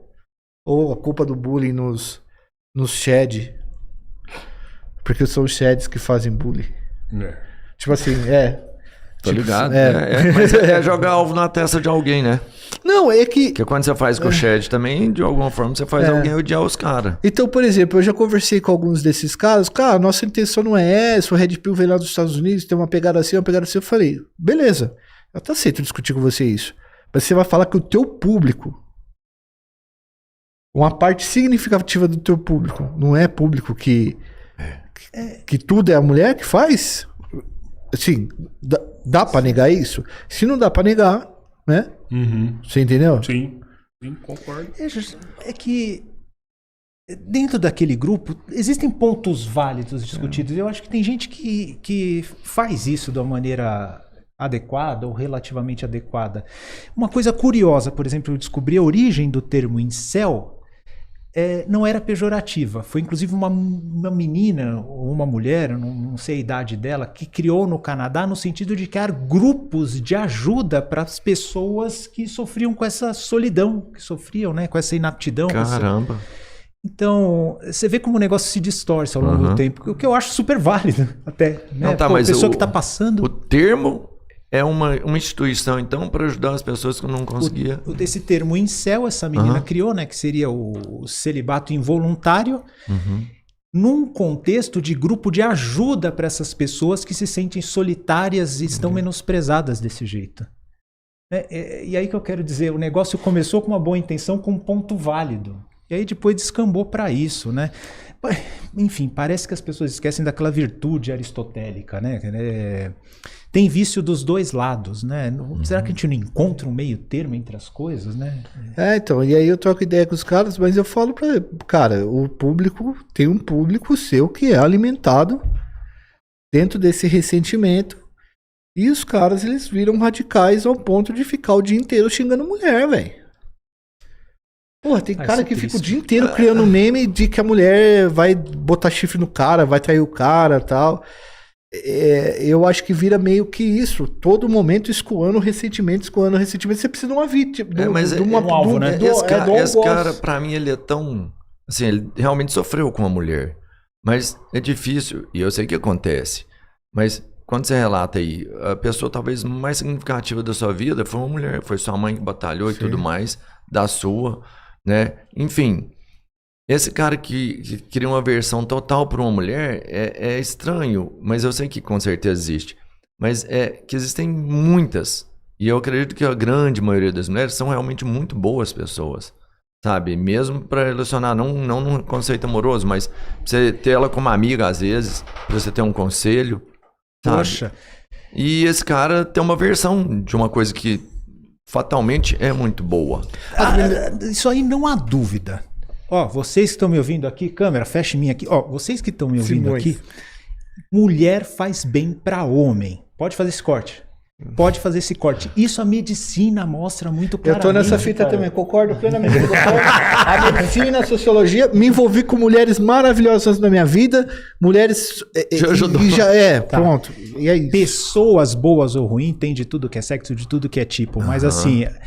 Homem solteiro acaba ficando... Gente, tem mais problema com droga, tem mais doença mental, se cuida menos, morre mais cedo, tudo de pior acontece com homem solteiro. Ah, mas tem exceção? Sim, tem as exceções que justificam a regra. Eu tô falando de epidemiologia. Em média, homem casado, desde que o casamento seja bacana, cara, se cuida mais, vive mais, é mais feliz, tem mais segurança emocional, esse apoio emocional, cara. Eu, não sei vocês, cara, quando eu tava com alguma questão emocional, eu muito sozinho, em casa não tinha validação, lembra? Meus irmãos muito mais velhos, minha mãe encostava numa amiga.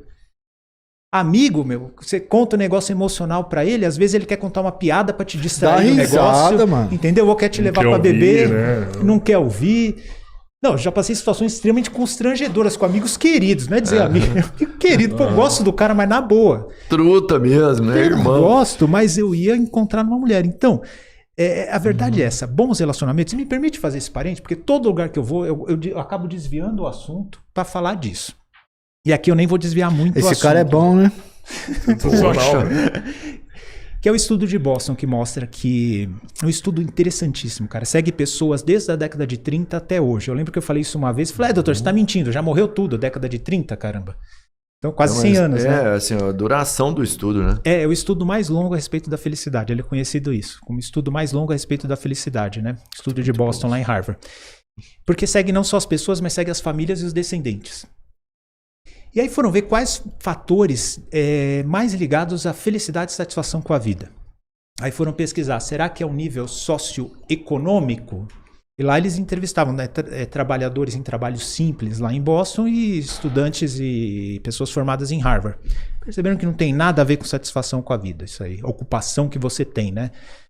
Eu imagino que lá a gente está num ambiente, num país desenvolvido, etc. Talvez isso possa mudar um pouco no Brasil, de acordo com a ocupação que você tem em um país subdesenvolvido. Mas ok, vamos em frente. Será que tem a ver com o nível socioeconômico? Guardados os limites da escassez, também não tem muito a ver. Felicidade e satisfação com a vida. Foram ver com raça, também não tinha a ver. Foram isolando tudo, sexo não tinha a ver. Quando foram ver qual é o fator mais relacionado à felicidade, quase determinante para a satisfação com a vida e felicidade, a qualidade dos vínculos que você forma ao longo da vida. Eu já ouvi falar desse estudo, é muito bom, inclusive. Que você tem que ter pelo menos uma pessoa, né? Pelo menos uma pessoa de cumplicidade forte, né? E essa cumplicidade, gente, esquece sucesso e like na rede e amigo de rede. A gente está falando de cumplicidade. Aqueles vínculos primários que geralmente é a família e aqueles amigos queridos com os quais a gente pode contar, com os quais a gente pode ter cumplicidade, que a gente tem um ombro ali para escorar. Isso é o mais importante. É o mais importante para a felicidade e satisfação com a vida.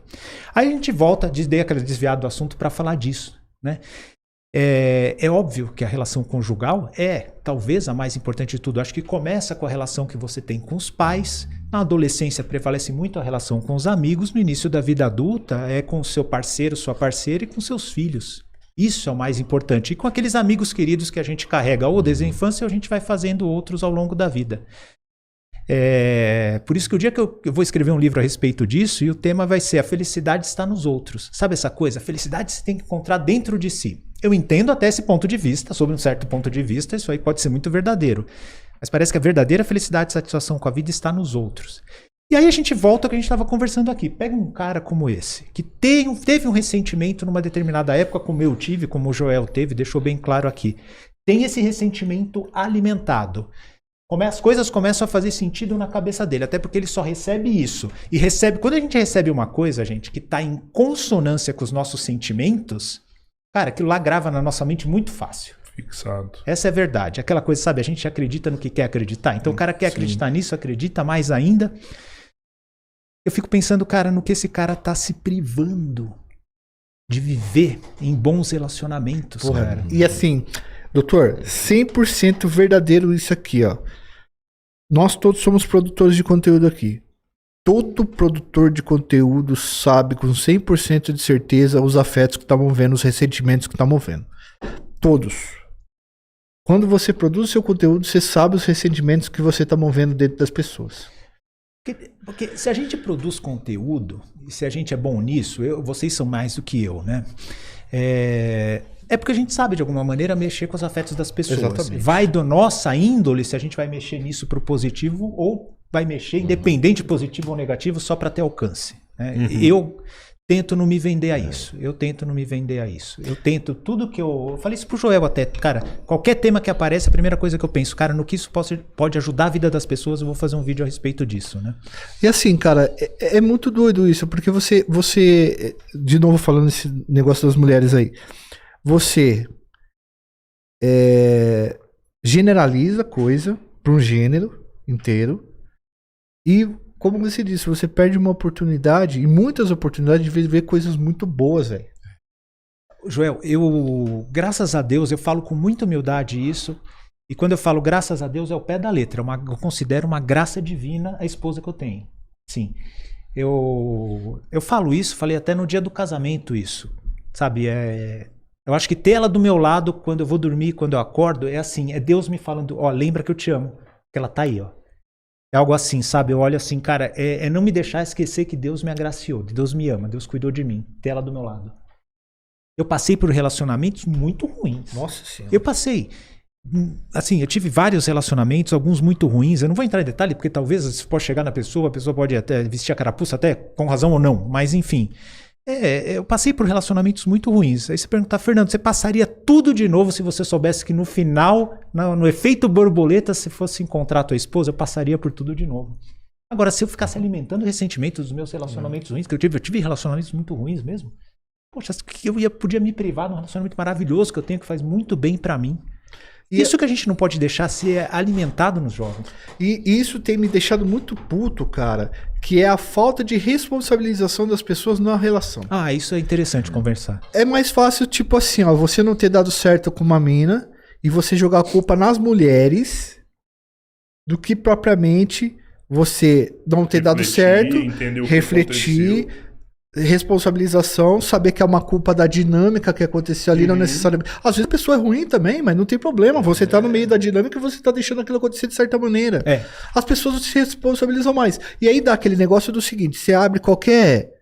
Você termina um namoro mal. Você termina acabado. Aí você vai procurar no YouTube coisas pra você dar uma aliviada, uma terapeutizada e tal. Você vai nos comentários, o que a pessoa tá falando? Eu me envolvi com um narcisista. Eu me envolvi com um bipolar. Eu vivi 6 meses com um narcisista, 2 anos com um narcisista e tal. Sabe o que é isso? O cara não quer se responsabilizar pela parte que vale, pela parte dele no conjunto, na construção, na dinâmica. Exatamente. E aí é muito mais fácil você pegar e falar assim, ó, eu sofri isso com uma mulher, então nenhuma mulher presta. Eu sofri isso com homem, então nenhum homem presta. Saca? No caso das mulheres, é que elas sofrem muito mais com essas paradas do que a gente, né? Vamos colocar isso de fato também. Mas me falta, eu vejo que me falta... tá faltando responsabilização. A meia-culpa, né? Minha meia-culpa. Assumir sua meia-culpa, né? Aí, Robertinho, assim, pô, não foi legal? Foi ruim? Foi. Eu vacilei também, ela vacilou. É bom usar de aprendizado isso. Ela falou coisas tal coisa, eu deixei isso acontecer, eu fiz um auto-sacrifício que eu não precisava fazer. Sabe, cara, eu tive relacionamento que a pessoa me deixou no meio de uma depressão. Eu vou responsabilizar as mulheres por conta disso? Não. Entendeu? Eu não vou fazer isso. Eu aprendi. Eu aprendi lições com isso. Eu me responsabilizei pelo que eu fiz. Foi um processo, mas eu sou responsável. Eu não vou chegar lá embaixo no comentário e falar, me envolvi com uma narcisista. Não. Entendeu? Então, falta responsabilização, cara, das pessoas, e aí é mais fácil você jogar no gênero, né? Você jogar É isso. É jogar no gênero mesmo, né? Tipo assim, toda mulher é desse jeito. Você teve experiências ruins e aí você joga que tudo é desse jeito, mas toda a família é desse jeito. Sabe, porque é difícil, você precisa ter primeiro, um certo grau de humildade e de pegar assim, cara, eu levei a pior. Eu levei a pior, eu sofri e isso é responsabilidade minha. É difícil você ter essa humildade, né? Ter coragem de aceitar. É preciso uma coragem. Ter peso, falar, porra. Porque você olha pra você, né? Gostei dessa palavra, é mais que humildade, é coragem. Acho que as duas coisas ao mesmo tempo. Tem um vídeo no meu canal que talvez seja o mais visto, acho. Um dos mais vistos. Então, a última vez acho que tinha 1.500.000 visualizações, que é como lidar com pessoas difíceis. E uma das coisas, se não é a primeira, uma das primeiras coisas que eu falo é assim, cara, ninguém faz. Se você é um adulto capaz, eu pontuo desse jeito. Se você é um adulto capaz, ninguém faz com você o que você não permite. Para pra pensar nisso. Ó. Eu vi que vocês estão olhando pra cima assim. Se você é um adulto capaz, não é? Salvo sobre uma coerção física. Mas ninguém faz com você o que você não permite. Porque você pode justificar isso, tipo assim, mas é verdade. A verdade é essa. Pode justificar em que sentido você pensou, Ricardo? Deixa eu falar. Sei lá, eu fiz ela tal, mas é pela minha família. Fiz, mas era porque eu não tinha condição financeira. Você pode encontrar algumas... porque fui manipulado, eu fiz porque foi com meu filho. Mas a verdade crua é que, realmente, se você é um adulto capaz, você tem capaz de resolver, né, de aceitar qualquer situação. Aí entram muitas coisas. A gente vem conversando aqui muito de formação dos nossos afetos ao longo da vida. É lógico que uma pessoa que sofreu muita rejeição, uma pessoa que não teve a formação dos afetos de maneira adequada, que não teve validação lá naquela primeira infância, que não teve aquele porto seguro em casa, tal, se torna uma pessoa muito mais vulnerável a, de fato, pessoas más e manipuladoras. Sim. Claro. Isso acontece. Né, isso acontece. Mas até para essa pessoa, Rodrigo, a melhora dela passa por essa coragem e humildade para assumir. Cara, eu deixei isso acontecer. Agora, por que eu deixei isso acontecer? Vamos resolver isso em mim. Esse é o ponto. Que é a única coisa que você pode fazer. É a única coisa que você pode fazer, exatamente. Outro, tá ligado? Você não vai mudar o outro e também o universo não vai conspirar para você nunca encontrar pessoas ruins na tua frente, nos seus relacionamentos. Então, o caminho tá a se fortalecer mesmo. Você acha que o microfone te ajudou a resolver esses problemas, João? Você fala de contar história, de fazer conteúdo? De conversar, de falar com Aqui, querendo ou não, você tá se relacionando com milhares de pessoas, né? Sim. No seu caso, até milhão, né? Eu tenho um canal de milhões aí, né? Então... Eu acho que eu consegui uma validação muito grande na internet, mas foi o que o doutor falou, cara. eu acho que eu nunca tive problema de me responsabilizar pelas coisas. Isso é bom, cara. Então, quando você se responsabiliza, você aprende, Rodrigão. E aí que você consegue consertar caminhos e trilhar os caminhos melhores. Sim, sim. Então, por exemplo, cara, sei lá, eu me senti excluído no ensino fundamental. No médio já não era tanto. Eu já consegui administrar o problema que eu tinha de não conseguir ficar com o sexo oposto, com o gênero oposto, e eu levei isso pro trabalho social, pro teatro, pra ser uma pessoa mais política. Na escola eu atingi uma certa notoriedade como um professor que as pessoas gostavam e tal, caí pra internet e isso se expandiu. Hoje eu já não sou mais um anônimo no mundo. Tenho muitos amigos, posso escolher os amigos que eu tenho. Eu sou uma das pessoas que eu tenho o privilégio de poder escolher os amigos que eu tenho, cara. Isso é uma bênção, né? Porra, nunca que eu paro. Desculpa, não pode. É um privilégio, cara, eu poder manter contato com vocês e escolher manter o contato com vocês. Hoje tem gente que tenta se aproximar de mim, eu não quero amizade, eu não tenho interesse, eu não tenho vontade. Sabe? A energia de amizade, de estar perto, de estar próximo, de falar, a gente precisa investir em pessoas que a gente quer fazer isso. Amigos a gente escolhe, parentes não, mas amigos a gente escolhe, quem vai ficar na nossa vida, quem vai embora. Isso não tem preço. Eu acho que o microfone, a produção de conteúdo, aparecer, conseguiu me trazer uma validação muito grande. Mas eu acho que é porque eu sempre me responsabilizei e sempre aprendi com essas responsabilização que eu fiz. Isso eu nunca tive problema. Agora, eu tenho o lance da depressão, de transtorno mental, que isso... é uma luta, mano, desde que eu sou muito adolescente com isso, né? Mas eu acho que no último ano, assim, últimos 2 anos, não, último ano mais ou menos, minha saúde mental tem estado muito boa. E, cara, o que eu avancei em tudo na minha vida no último ano é absurdo. Absurdo, absurdo. Só tenho que agradecer. Eu não tenho nada que eu possa desabonar nesse sentido. E aí eu sei porque eu sou sortudo, né, mano? Porque tem um pouco de sorte nisso daí. Você sabe o que é sorte, né? Você sabe o que é sorte, né? É estar preparado para o momento. Exatamente, para pular na a sorte tá aí a todo instante. Você se preparou por muito tempo. O Jair Rodrigues falou isso com essas palavras quase, e o Jordan falava isso, né? Falava que ele era muito sortudo. Michael Jordan, né? Para os jovens do basquete, né? Michael Jordan, ele falava, né? Quanto mais eu treino, mais eu tenho sorte. Vocês estão certos.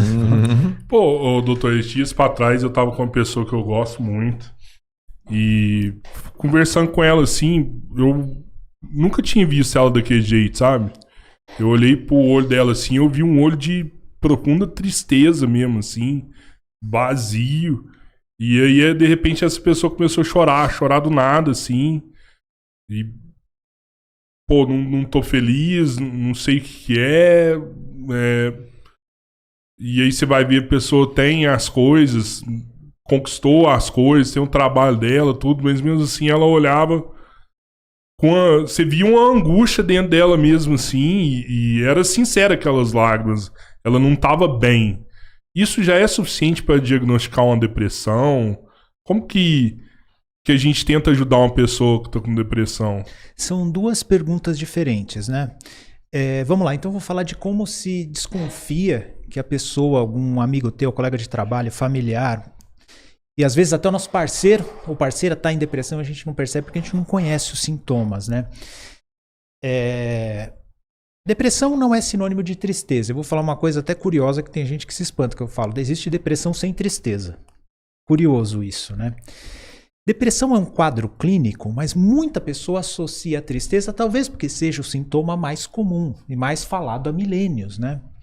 Depressão é uma doença que é descrita desde que existe medicina ocidental. Isso é muito curioso. Tem gente que acha que depressão é uma coisa aqui desse século, né? Ou do século passado, né? Quando você vê um tiozão falando, na minha época isso não tinha. Cara, só se foi antes de Cristo a tua época, porque desde 400, acho, antes de Cristo, já tinha descrição da depressão no Corpus Hippocraticum, que é a primeira enciclopédia de medicina da medicina ocidental, já tinha lá a descrição da melancolia, já falava melancolia. E descrição muito parecida, é incrível. Uma vez eu fiz na minha pós-graduação, eu escolhi uma matéria de história da psiquiatria, e eu fiz meu TCC dessa matéria, de como se tratava os transtornos psiquiátricos e a depressão nessa época aí da antiguidade clássica, né? Então esquece Grécia e essa Roma. conversa que depressão é uma doença moderna, que Esquece! os nossos avós não tinham depressão. Não, esquece. Não, mas ela é uma das maiores doenças da modernidade. Sem dúvida. Sem dúvida. Não é a associação, não é que não tem, ela é uma das maiores da modernidade. Exato, exato. O que acontece é que hoje se conhece um pouco, ainda muito deficitário, mas hoje se conhece mais, então se reconhece mais e se trata mais, graças a Deus que isso tem melhorado, apesar que precisa melhorar muito ainda, né? Então, desde aquela época você falava da tristeza. Mas lá naquela época também, isso é muito interessante, faziam descrições muito parecidas com o que tem hoje. Porque além da tristeza, pode ter outros sentimentos. Quando eu falei que a depressão pode acontecer sem tristeza, é porque existe o desprazer com a vida, que se chama falta de capacidade hedônica, ou anedonia. Então a pessoa não se alegra mais como antes. Então é aquele paciente que fala assim, doutor, não é que eu tô triste, mas meio que tanto faz como tanto fez, as coisas que eu gostava não tem mais brilho. Tem gente que até fala, doutor, até com meu filho eu não tô brincando mais, tá muito complicado, eu não vejo mais prazer nas coisas, eu gostava do meu trabalho, tá um saco. Então, a pessoa não tem propriamente tristeza, mas tem esse desprazer com a vida. E uma série de outros sentimentos pode acontecer. Um você acabou de falar, que é angústia. Tem gente que sente essa angústia, que é uma sensação de aperto aqui no peito. Parece ter uma bola no peito, cara. Isso é ruim demais, porque é uma sensação física. É como se fosse uma tristeza misturada com ansiedade e uma sensação física junto. É até difícil de explicar, né? Angústia. Pode ser no estômago, pode ser na garganta.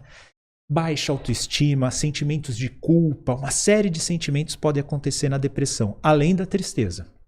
Só que essa é só uma dimensão da depressão, que os psiquiatras chamam de dimensão afetiva, que são sentimentos e emoções. E a pessoa pode ter insegurança também, uma série de outros, né? Tem também os sintomas físicos, que são descritos desde a Grécia também. As principais são alterações do sono e alterações do apetite.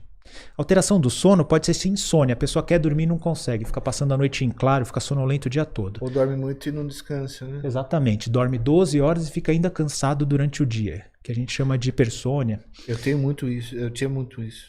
Ficar mais... Nossa. Você acorda cansado, dorme cansado, acorda cansado, dorme cansado. E quanto mais dorme, mais cansa. Mais cansa. E as alterações do apetite também, pode ser para mais e para menos. Tem aquele paciente que perde o prazer em comer.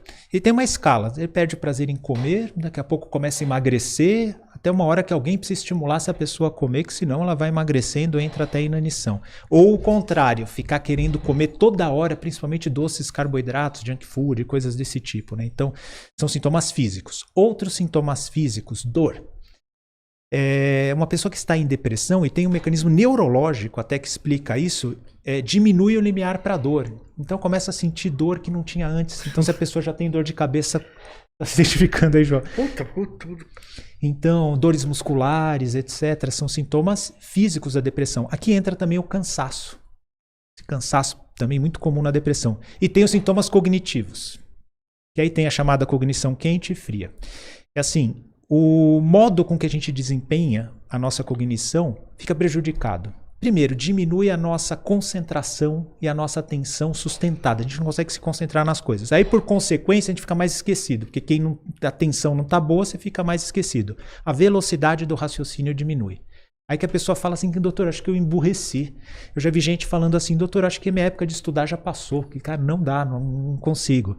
Não, isso aí é sintoma da depressão. Você melhorando da depressão, volta ao normal. Ninguém emburrece com a depressão. Não tem um declínio cognitivo com a depressão. Você trata a depressão, você volta ao normal. E quanto ao conteúdo do pensamento, aí é aquele pessimismo, aquele fatalismo, uma visão totalmente acinzentada da vida, das amizades, do futuro, dos relacionamentos. Então, olha só, gente, a complexidade que é a depressão. Eu resumi aqui para vocês, muito bem resumido. Quando eu dou aula para os residentes, é uma aula inteira só falando desses sintomas. Né? Então, tem nossos sentimentos e emoções, tem sintomas físicos e a nossa cognição, a nossa mente. Fica tudo prejudicado. Aí que não é à toa, Ricardo, isso que você falou, depressão é uma doença muito importante na modernidade. Das doenças da medicina, aquela que mais faz as pessoas viverem incapazes é a depressão. Da medicina. Eu não estou falando da psiquiatria, da medicina. Caraca. Em homens e mulheres, a doença que mais faz as pessoas viverem com incapacidade. E se a gente levar em conta também os anos abreviados de vida, depressão também é uma doença importante. Perde só para as doenças cardiovasculares. Porque os riscos existem muitos riscos aumentados na depressão. Depressão não é só um sofrimento psíquico, o corpo sofre. Sabe, às vezes me perguntam, doutor, depressão é uma doença da mente? Eu falo assim, ó, não é uma doença da mente. Ah, é uma doença do cérebro. Já melhorou um pouco, mas ainda não. Depressão é uma doença que a gente chama multissistêmica. Aumenta o risco, por exemplo, um risco que aumenta demais é o risco cardiovascular. Cardiovascular aumenta demais, risco de ter doenças inflamatórias aumenta. A eletrofisiologia, que é o quê? As nossas ondas elétricas no cérebro durante o sono estão todas alteradas, e aí a qualidade do sono vai embora também. Consegue medir isso daí com exames, você mede tudo. Você mede. Por exemplo, mediadores inflamatórios. Falo que a depressão é uma doença inflamatória. Se a gente dosar no sangue substâncias inflamatórias naturais do nosso corpo, aumentadas. É muito curioso. Aqui está uma pessoa normal, aqui está uma pessoa com infecção. A depressão está aqui no meio. Caramba. Entendi, é bastante interessante. Então, é amplamente documentado do ponto de vista histórico o quadro clínico da depressão há mais de 2.000 anos. Do ponto de vista fisiopatológico, a gente fala que assim, são as alterações no corpo. Isso aí é amplamente documentado, apesar de não se usar para fazer o diagnóstico. E tem gente, do ponto de vista epidemiológico, ou do que a gente chama da economia, né? Isso aí aparece uma causa de incapacidade enorme, de sofrimento enorme. Então me assusta muito, né? Uma pessoa, espero que você, depois de ouvir tudo isso, né, fique mais atento aos sintomas da depressão e a importância que a depressão tem. Depois de tudo isso, é estarrecedor alguém ainda negligenciar, né? Pô, então, foda, questão de tempo, com a evolução da medicina, pode ser que em breve não vai precisar apenas de uma laminese para diagnosticar uma depressão com exame de sangue ali, ou um exame de ondas cerebrais, você vai conseguir diagnosticar, vai ter o diagnóstico sem conversar com o paciente. Excelente pergunta e até bom para a gente esclarecer isso, né? Existe um esforço disso já há décadas. Existe um esforço disso há décadas. Por exemplo, os mediadores inflamatórios teve uma época que foram muito estudados na depressão. Na época que as tomografias começaram a ser desenvolvidas, né, com mais acurácia, com mais técnica, né? Uma tecnologia melhor, começou a se fazer muita imagem do cérebro, não só para depressão, como para outras doenças psiquiátricas, né? E aí, quando perceberam que colocar aqueles eletrodos davam as ondas alteradas também no paciente em depressão, isso aí também foi bastante estudado. Hoje em dia, o que está mais na moda são duas coisas. Primeiro, a genética. A genética, será que existem genes relacionados à depressão e à resposta ao tratamento?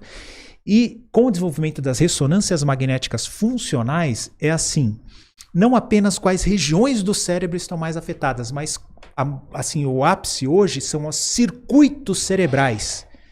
Porque passou um pouco aquele conceito que existem regiões do cérebro responsáveis por A ou B. O que existe... O cérebro como um todo. Exatamente. É como os circuitos interagem para o funcionamento normal e como os circuitos cerebrais estão interagindo na depressão. Aí você fala assim, Fernando, com todo esse desenvolvimento, então logo a gente vai poder fazer um exame para detectar depressão? Infelizmente está muito longe disso ainda.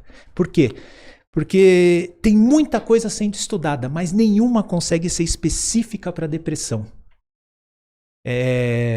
Muitos são gerais, são inespecíficos para vários transtornos psiquiátricos. Tem um gene que ficou muito famoso um tempo atrás, o gene chamado CACNAC, que ele estava relacionado a 5 grandes transtornos psiquiátricos, por exemplo. Então, pode acontecer da gente pegar uma pessoa que está em depressão e uma pessoa que está sã e se confundirem os exames. A gente não conseguir distinguir qual que não está...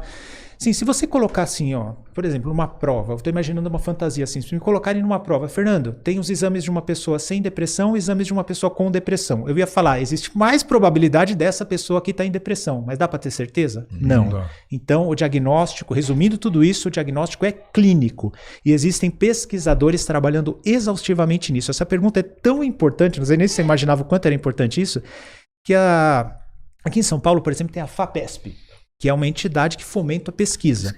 Nos Estados Unidos, a entidade de fomento à pesquisa em medicina, quando vai destinar os recursos para a psiquiatria, ela dá total preferência para quem está pesquisando nesse sentido. Então, será que um dia a gente vai conseguir? Não sei. Por enquanto, é clínico o diagnóstico. E você já imaginou o que pode mudar depois que a gente conseguir isso aí? Olha, o próximo passo da psiquiatria, né, depois que a gente descobrir algo assim, para os principais transtornos psiquiátricos, é o quê? A gente poder talvez fazer uma prevenção, né? A prevenção. Já pensou a gente falar assim, olha, você tem uma genética, você tem uma circuitaria cerebral, ou pode ser até, às vezes, é o que acontece, uma combinação. Cara, essa combinação de exames que você tem aqui, a tua eletrofisiologia, a tua circuitaria cerebral aqui na imagem, e esses exames que você tem genéticos aqui, teu risco de ter depressão é 90%. Então vamos fazer alguma coisa mais incisiva para prevenir a depressão, para tratar mais precocemente. Eu gostaria disso. Como eu gostaria que na minha época que eu descobri isso, eu tivesse esse tratamento, ou por exames prévios, eu conseguisse pelo menos combater isso mais fácil, não teria... Sabe onde é o sonho? E eu vou até puxar o assunto de novo. Onde é o sonho disso? É na esquizofrenia. Imagina, você fala, cara, você tá com... a tua esquizofrenia vai deflagrar. Então vamos começar o antipsicótico agora. Entende? Como existe isso na medicina. Por exemplo, um exemplo é um gene que tem que a chance de ter câncer de mama é quase total. Então tem mulheres que têm esse gene e acabam fazendo o quê? Faz uma cirurgia, tira as mamas, põe prótese e fica livre desse risco. Então já existe precedente na medicina em algumas circunstâncias muito específicas. A Angelina Jolie acho que fez isso. Foi né? isso. Foi isso. Ela foi até bastante criticada na época por algumas pessoas ignorantes, né? Mas é isso que aconteceu com ela. Então imagina assim, ó, cara, você tem a genética para esquizofrenia. Então vamos fazer o tratamento desde já para evitar um primeiro surto e você vai ter a vida normal até o fim. Isso eu tenho a impressão que os esquizofrênicos são os mais injustiçados assim na questão de saúde mental, sabe? Não sei se eu tô certo. Eles são os famosos loucos, né? Os malucos. Na verdade, eu acho que muito esquizofrênico é levado tipo a religião, assim, ó. Os caras querem tratar como é uma possessão demoníaca, é uma... Vou te dar um exemplo aqui no meu caso, né? A minha mãe tem esquizofrenia. E quando a gente largou ela tava no começo da esquizofrenia. E o negócio foi piorando. Largou em que sentido? De deixar de tratar? A gente saiu de casa, né? A gente saiu de casa, a gente não conseguia conviver, assim, abandonamos ela, deixamos de conversar e tal. E ela ficou anos trancada no quarto. A esquizofrenia dela foi só piorando. A gente também achou por anos que talvez era uma possessão demoníaca, porque ela mexia com centro... espírita, aí você entrava no quarto, tinha coisas esquisitas no quarto, sabe? Escritas em livro, assim, você falava assim, cara, se você olhar, você falava assim, não, tem que chamar um exorcista aqui. Aí, às vezes, levava pessoas lá pra olhar ela, nossa, tá muito carregado aqui, tem uma coisa ruim nessa casa, eu vou embora, né? E isso aconteceu anos e anos, né? Aí depois, tipo, uns 15 anos depois que eu falei, vamos tratar? Levamos ela num psiquiatra, o psiquiatra falou, ela tem esquizofrenia, começou a dar remédio pra ela, questão de 3 dias assim, ela já tava tendo uma vida normal dentro do padrão ali, né? Hoje, tipo, ela se limpa, toma banho, corta cabelo, coisa que ela não fazia. Uma certa autonomia. Né? Mas voltar ao que era antes, perdeu, nunca mais. Né? E acaba sendo por negligência nossa, né? Porque a gente optou a falar que o tratamento tinha que ser espiritual, sendo que a gente tinha que ter buscado a ciência para cuidar dela. Deixa eu colocar a minha pergunta, se o Rodrigo me dá uma licença de colocar, é que assim, eu convivi com alguns esquizofrênicos, né? Dos mais variados possíveis. Uma que ouvia vozes e a voz mandava ela pular das coisas, em alguns momentos. O outro que ele se colocava num personagem de Thor. Eu não sei se ele estava no personagem mesmo, porque ele variava muito no discurso que ele fazia. O cara que é esquizofrênico, quando ele tá vendo, por exemplo, algum personagem imaginário, que pra ele deve ser real. Ele tá vendo igual isso aqui, eu vendo o Rodrigão? Essa pergunta é... Deixa eu só complementar pra ver se eu deixo bem claro assim. Eu tenho certeza que o que a gente tá vivendo aqui é real. Beleza?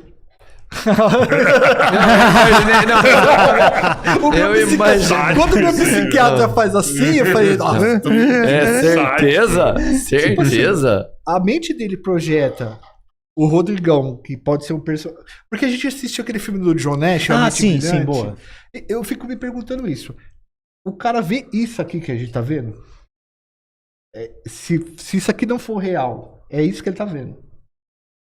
Eu não sei se eu sou... Não, eu sei, eu entendi a sua pergunta, e é a pergunta que todo residente de psiquiatria, quando começa a entrevistar pacientes com esquizofrenia, às vezes se faz, né? Pô, como é que será que ele tem essa percepção, né? Uma outra coisa que a gente começa a se questionar por algum instante, será que é espiritual mesmo, sabe? E depois, cara, o que eu entrevistei de messias, de pessoas com revelações, assim, né? Pacientes com esquizofrenia que tinham esse tipo de delírios místicos, religiosos, é muito... É coisa que a gente passa, assim, mas a gente acaba entendendo rápido, cientificamente o negócio, né? Então, se você perguntar para a pessoa, que tem pessoa, assim... Vamos lá, que começa a ter tantos surtos psicóticos que perde até a organização mental, é difícil até descomunicar. Mas nos primeiros surtos psicóticos, a pessoa ainda mantém a cognição dela e conversa, do mesmo jeito que a gente está conversando. Explica o delírio que ela tem, né? Então a pessoa que ainda tem essa dimensão saudável, esse discernimento para conversar, se você perguntar para ela, ela vai falar, eu vi. E ela registrou nos afetos dela, ela registrou na mente dela daquela forma, como se ela tivesse visto. Mas, na verdade, aquilo lá é uma percepção que a pessoa tem. Tem um psiquiatra chamado Kurt Schneider que ele fala disso, ele dá até um nome para isso, que é uma percepção que a pessoa tem imediata e irrefutável pela lógica. A pessoa tem uma certeza subjetiva, mas que não tem substrato nenhum na realidade. Então, se você perguntar, ela viu, aquilo ficou registrado. Se fosse para comparar... mais ou menos seria como se a pessoa tivesse... essa é interessante, perguntar para vocês. Quanto tempo vocês acham que dura um sonho? Cara, eu acho que dura muito tempo, só que eu vi um negócio que durava 5 minutos, 1 minuto, um negocinho, não é? Cara, tem sonhos que a gente percebe uma história na nossa cabeça, uma história com enredo na nossa cabeça que dura segundos. Não fala isso. Para. Não fala isso, Segundos? É loucura isso aí. Segundos, você tá falando? Sim, eu entrevistei no meu canal o Dr. Caio Bonadi, um especialista em sono, e ele falou isso. Por exemplo, tem um fenômeno chamado de paralisia do sono, vocês já tiveram? Já. Eu já tive também, aterrorizante. É o que você acorda, você tá paralisado. Você acorda e você tá paralisado, né? Quando eu tive, foi associado a uma coisa chamada alucinação hipnopômpica, que eu tive a paralisia do sono e uma alucinação ao mesmo tempo. Acho que eu era um pré-adolescente, eu estava na cama, eu lembro, no quarto dos meus irmãos, eu tive a paralisia do sono e entrou uma pessoa, mexeu na mochila do meu irmão, saiu, e aí depois ela voltou, olhou para mim, e aí eu saí da paralisia do sono. Então, na percepção lá que eu tive, até a pessoa que me liberou da paralisia do sono, né? O Dr. Caio falou que isso também é centésimos de segundo. Mas a gente tem uma percepção de tempo completamente dilatada como é no sonho. Então, talvez seja o mais perto que a gente possa chegar dessa percepção delirante. Então a pessoa tem um enredo na cabeça dele, ele viu a pessoa, ele viveu aquela emoção, ele viveu aquela cena, tudo isso, mas isso aconteceu assim, numa percepção da pessoa, que apareceu de repente. E isso é irrefutável pela lógica. Então, respondendo a sua pergunta, não, cara, não é do mesmo jeito. É mais ou menos como o enredo que a gente teve de um sonho de, 20 minutos na nossa cabeça, mas que na verdade aconteceu em segundos. Mas aí é que a cabeça dele não deixa ele colocar a coisa no devido lugar. Tipo, não... Sim, a gente acorda do sonho, ele não. Isso, ele não. Ele não. Nossa, foi a melhor explicação que eu vi sobre o assunto, porque realmente o que o cinema fez com a questão da esquizofrenia para tentar mostrar é que realmente era como se a gente tivesse aqui e vocês não existissem, o cara acordasse um dia. Aquilo lá é muito interessante, eu tenho até uma opinião formada. Aquilo lá foi um recurso visual que ele teve para tornar o filme interessante, senão o filme ia ficar completamente desinteressante. E eu acho que ele fez um bom serviço, porque mostrou algumas coisas interessantes, mostrou alguma coisa assim. O cara, por mais inteligente que seja, ele não vai vencer o delírio, a ideia delirante. O cara que para o tratamento tem recaída, como aconteceu com o John Nash. Olha, tratando direitinho, o cara pode tocar a vida dele. É lógico que fica claro até no filme que há um declínio, né? O John Nash era prêmio Nobel, ele acabou dando aula para graduação. Mas que ótimo, que excelente, né? Continuou tendo vida de qualidade, né? Continuou tendo uma vida de qualidade e reconhecimento apesar disso. Então, eu acho que o filme fez um serviço bacana, mas tomou essa liberdade poética. E eu vou falar uma outra coisa que vai tirar mais a graça ainda do filme. A alucinação visual é extremamente incomum na esquizofrenia. É mais vozes. É mais vozes mesmo e ideias delirantes. A psicose é através disso, né? As doenças. Pode falar. Não, o que é ideias delirantes? É delírios, a pessoa pensar coisas que não aconteceram. Ah, tipo, No caso dele era que os russos estavam atrás deles, que estavam... KGB, né? KGB, e aqueles sinais ocultos que ele ficava tentando achar padrões, né? Tem tipos de esquizofrenia descritos que é muito isso, de ficar tentando achar padrão nas coisas, né? Então essas ideias são os delírios, e aí a alucinação é ouvir vozes, basicamente. E curiosamente, o paciente com esquizofrenia, ele não ouve uma voz vindo de fora na maioria das vezes. Na maioria das vezes ele fala, é voz dentro da minha cabeça. Dentro da cabeça. Curioso isso, né? Alguma dessas as doenças mentais, elas não têm cura, tem? A esquizofrenia não tem? Muito boa pergunta. Não é? Acho que alguma tem. Então, vamos lá. Eu vou tentar resumir ao máximo com o meu poder didático aqui de professor de cursinho, gente. 2 doenças na psiquiatria são doenças crônicas por definição e precisam de tratamento pro resto da vida, que é a esquizofrenia e o transtorno bipolar. As outras, a gente diz que tem tratamento e remissão. Remissão é a pessoa ficar livre de sintomas. Né? Vou falar uma coisa que não é indiscrição nenhuma, porque o próprio Joel já falou aqui, o Joel tem depressão recorrente. E agora ele está em remissão dos sintomas há 2 anos, está vivendo uma fase muito boa da vida dele, graças a Deus. Show. Né? E vai ficar Deus desse jeito, conserte. Se Deus quiser. Agora, será que a gente pode falar em cura para depressão, para ansiedade, para o toque? Eu ouvi falar que não. Então... se você procurar na internet, você vai encontrar cara falando que tem cura, mas não tem. Por quê? O que é cura? E o conceito de cura a gente pode discutir. Cura, na minha opinião, é assim. Você fica livre dos sintomas, você não tem mais a doença e o risco de você voltar a ter a doença é o mesmo que de qualquer outra pessoa. Tá. Então vamos pegar uma pessoa que teve um câncer, tratou o câncer, ficou livre dos sintomas, mas vocês já ouviram falar isso, né? Que o médico fala, não, a gente tem que esperar 5 anos. De onde que vem esses 5 anos? Porque faz o segmento e depois de 5 anos, a chance da pessoa voltar a ter o câncer é o mesmo de qualquer outra pessoa. Tá. E aí a gente pode falar em cura. Mas quando a gente fala de depressão, ansiedade, toque e outros transtornos psiquiátricos, sempre existe o risco da doença voltar e é mais do que a população em geral. Para quem já teve. Então, por exemplo, se você já teve depressão, qual é o risco ao longo da... Você nasceu, qual que é o risco de ter depressão? Vamos supor que você não conhece nada a respeito da família, porque tem a genética também, né? Qual é o risco? Vocês acham? Tem uma depressão. Sei lá, 50%. É muito. 18%.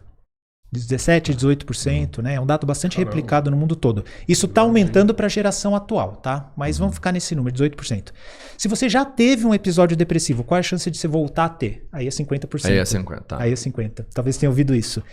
Então, olha só. Se você já teve um episódio depressivo, a chance de você voltar a ter sempre vai ser maior do que da população em geral. Mas quer dizer que vai ter de novo? Não. Talvez nunca mais tenha. Talvez nunca tenha. Mas 50% é bastante coisa, né? 50% de chance é bastante. É por isso que eu, na minha Pode ser opinião... uma crise maior do que a anterior? Pode ser. Pode ser. Só para finalizar essa coisa da cura, então, na minha opinião, não dá para falar em cura, porque sempre existe um risco aumentado. Então, o que existe, graças a Deus, é tratamento eficaz. Mas a gente tem que ficar atento, porque sempre ela pode voltar. Porque falar em cura, eu acho que desprotege algumas pessoas, que acham que nunca mais vai ter na vida. Então você tem que ficar atento para os sinais para... Pode relaxar para algum sinal, né? Voltar. Desculpa, Rodrigo, você ia perguntar algo? Não, eu ia te perguntar dessa questão de tratamento, né? Pode fazer algo preventivo também? A gente pode fazer algo? Não existe nada específico para depressão, para prevenir depressão. Que eu já vi gente falando assim, se Atividade você fazer física. atividade física... se você tem uma religião, né? Existem várias teorias, assim, mas do mesmo jeito, Eu vejo atletas que têm depressão, a gente vê Padre padres que tem depressão. O pessoal confunde muito com qualidade de vida, né? A qualidade de vida ajuda você a manter o corpo bem, né? Aham. Ou talvez, Joel, seja uma confusão entre evitar e prevenir. Que em medicina é totalmente diferente, né? Evitar é certeza que você não vai ter problema. Entendeu? Certeza que não vai ter problema. Prevenir em psiquiatria não, em medicina de maneira geral, é você colocar as chances ao seu favor, afastando os fatores de risco. Então, por exemplo, isso fica claro se eu falar de doença cardíaca. Cara, você faz atividade física, não come muita gordura de má qualidade, não é estressado, isso vai evitar com certeza que você tenha um infarto? Não. Mas vai prevenir, que é diminuir as chances. Então, quando a gente fala em prevenção, é isso. Agora, quando a gente fala de prevenção em psiquiatria, tem muito pouca coisa específica. Para ser bem honesto, não tem nada específico. Então, o que ajuda você a diminuir as chances de você ter depressão? E é o que convencionou-se chamar-se hoje de medicina do estilo de vida. Então, é assim, ó, tem algumas bases. Primeiro, respeitar o ciclo sono-vigília. No ter uma rotina que possibilita um sono de qualidade. Alimentação de qualidade. E aqui não existe dieta. Na internet tem um monte, viu, gente? Não cai nessa. Não existe dieta para evitar depressão, dieta para ansiedade, não existe. O cara que mais sabe de dieta e psiquiatria no Brasil, um amigo meu, foi colega de turma, amigo pessoal, Marcos Zanetti. Uma vez eu fui na palestra dele recentemente para prestigiar e ele mesmo fala, não existe nada, nenhuma dieta específica que previne a depressão. O que existe é dieta balanceada. Então, vegetais folhosos, frutas, cereais integrais de boa qualidade, carnes de boa qualidade, óleos de boa qualidade e assim por diante. Dieta equilibrada, número de caloria, quantidade e qualidade. Acabou. Aqui entra algo que eu já destaquei aqui na nossa conversa, né? É manter bons vínculos e relacionamentos. Isso ajuda também, né? Atividade física, aeróbica, pelo menos 3 vezes por semana, mas cada vez mais, ou mais, né? Mas cada vez mais também fala-se da saúde muscular. Então não é só fazer aquela atividade extenuante. Então, ter músculos é importante. Cara, isso é bom pra saúde. Vai, tá de o shape tá saindo. Isso é bom pra saúde física, mas hoje já se sabe também pra saúde cerebral. Inclusive, está se associando isso até a diminuição do risco de demência. Então, essa coisa sabe, o estereótipo que tinha nos anos 80, o marombeiro burro, nerd fraquinho, inteligente. Não, é legal, dá pra ser as duas coisas, viu, gente? Dá pra você ter um shape legal, tal, não precisa ser bonitão de tudo, mas dá pra ter uma musculatura que te mantém saudável e ser inteligente. Aí, como diz o Robertinho, fica só o mel. Então, tudo isso serve para ajudar na saúde geral e também para minimizar os riscos de você ter algum problema psiquiátrico. E entra nisso também um bom manejo emocional, né? E aí, se você não tem um bom manejo emocional, isso pode ser trabalhado em terapia, ter bons relacionamentos ajuda para isso, ter pessoas confidentes que podem te trazer feedback das coisas, para você ir se melhorando também ajuda. Então é tudo isso, Rodrigo, não tem nada específico, mas eu te garanto uma coisa, você não perde nada, você fala assim, eu quero evitar depressão, vou fazer tudo isso. Tudo bem, você vai diminuir os riscos de ter depressão, mas mesmo que você venha a ter um dia, vai ter valido a pena, porque isso vai ajudar em um monte de outras coisas na vida. Com certeza. Tem um tratamento para depressão novo, você pode falar?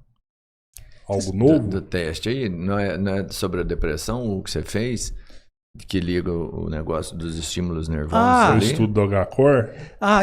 Eu falo, vocês permitem eu resumir basicamente o tratamento da depressão? Claro, tem muita gente que tem... fazer uma introduçãozinha aqui, o doutor, ele chefiou, só pra gente... Dá uma carteirada que nós é parceiro do cara aqui também. Eu acho. Não, eu não chefiei, Não, mas você participou. Participei, fui psiquiatra do estudo. O doutor foi o psiquiatra de um estudo sobre depressão que pode ser revolucionário. E nós é amigo do cara, né? Meu amigo. Tá na fita, né? Tá na fita. Aqui, tirar uma foto com ele. Vamos lá. Tem a base do tratamento para depressão, tem essas mudanças de estilo de vida que valem também para o tratamento da depressão, né? A base do tratamento da depressão tem duas grandes colunas, o tratamento medicamentoso e o tratamento psicoterápico, né?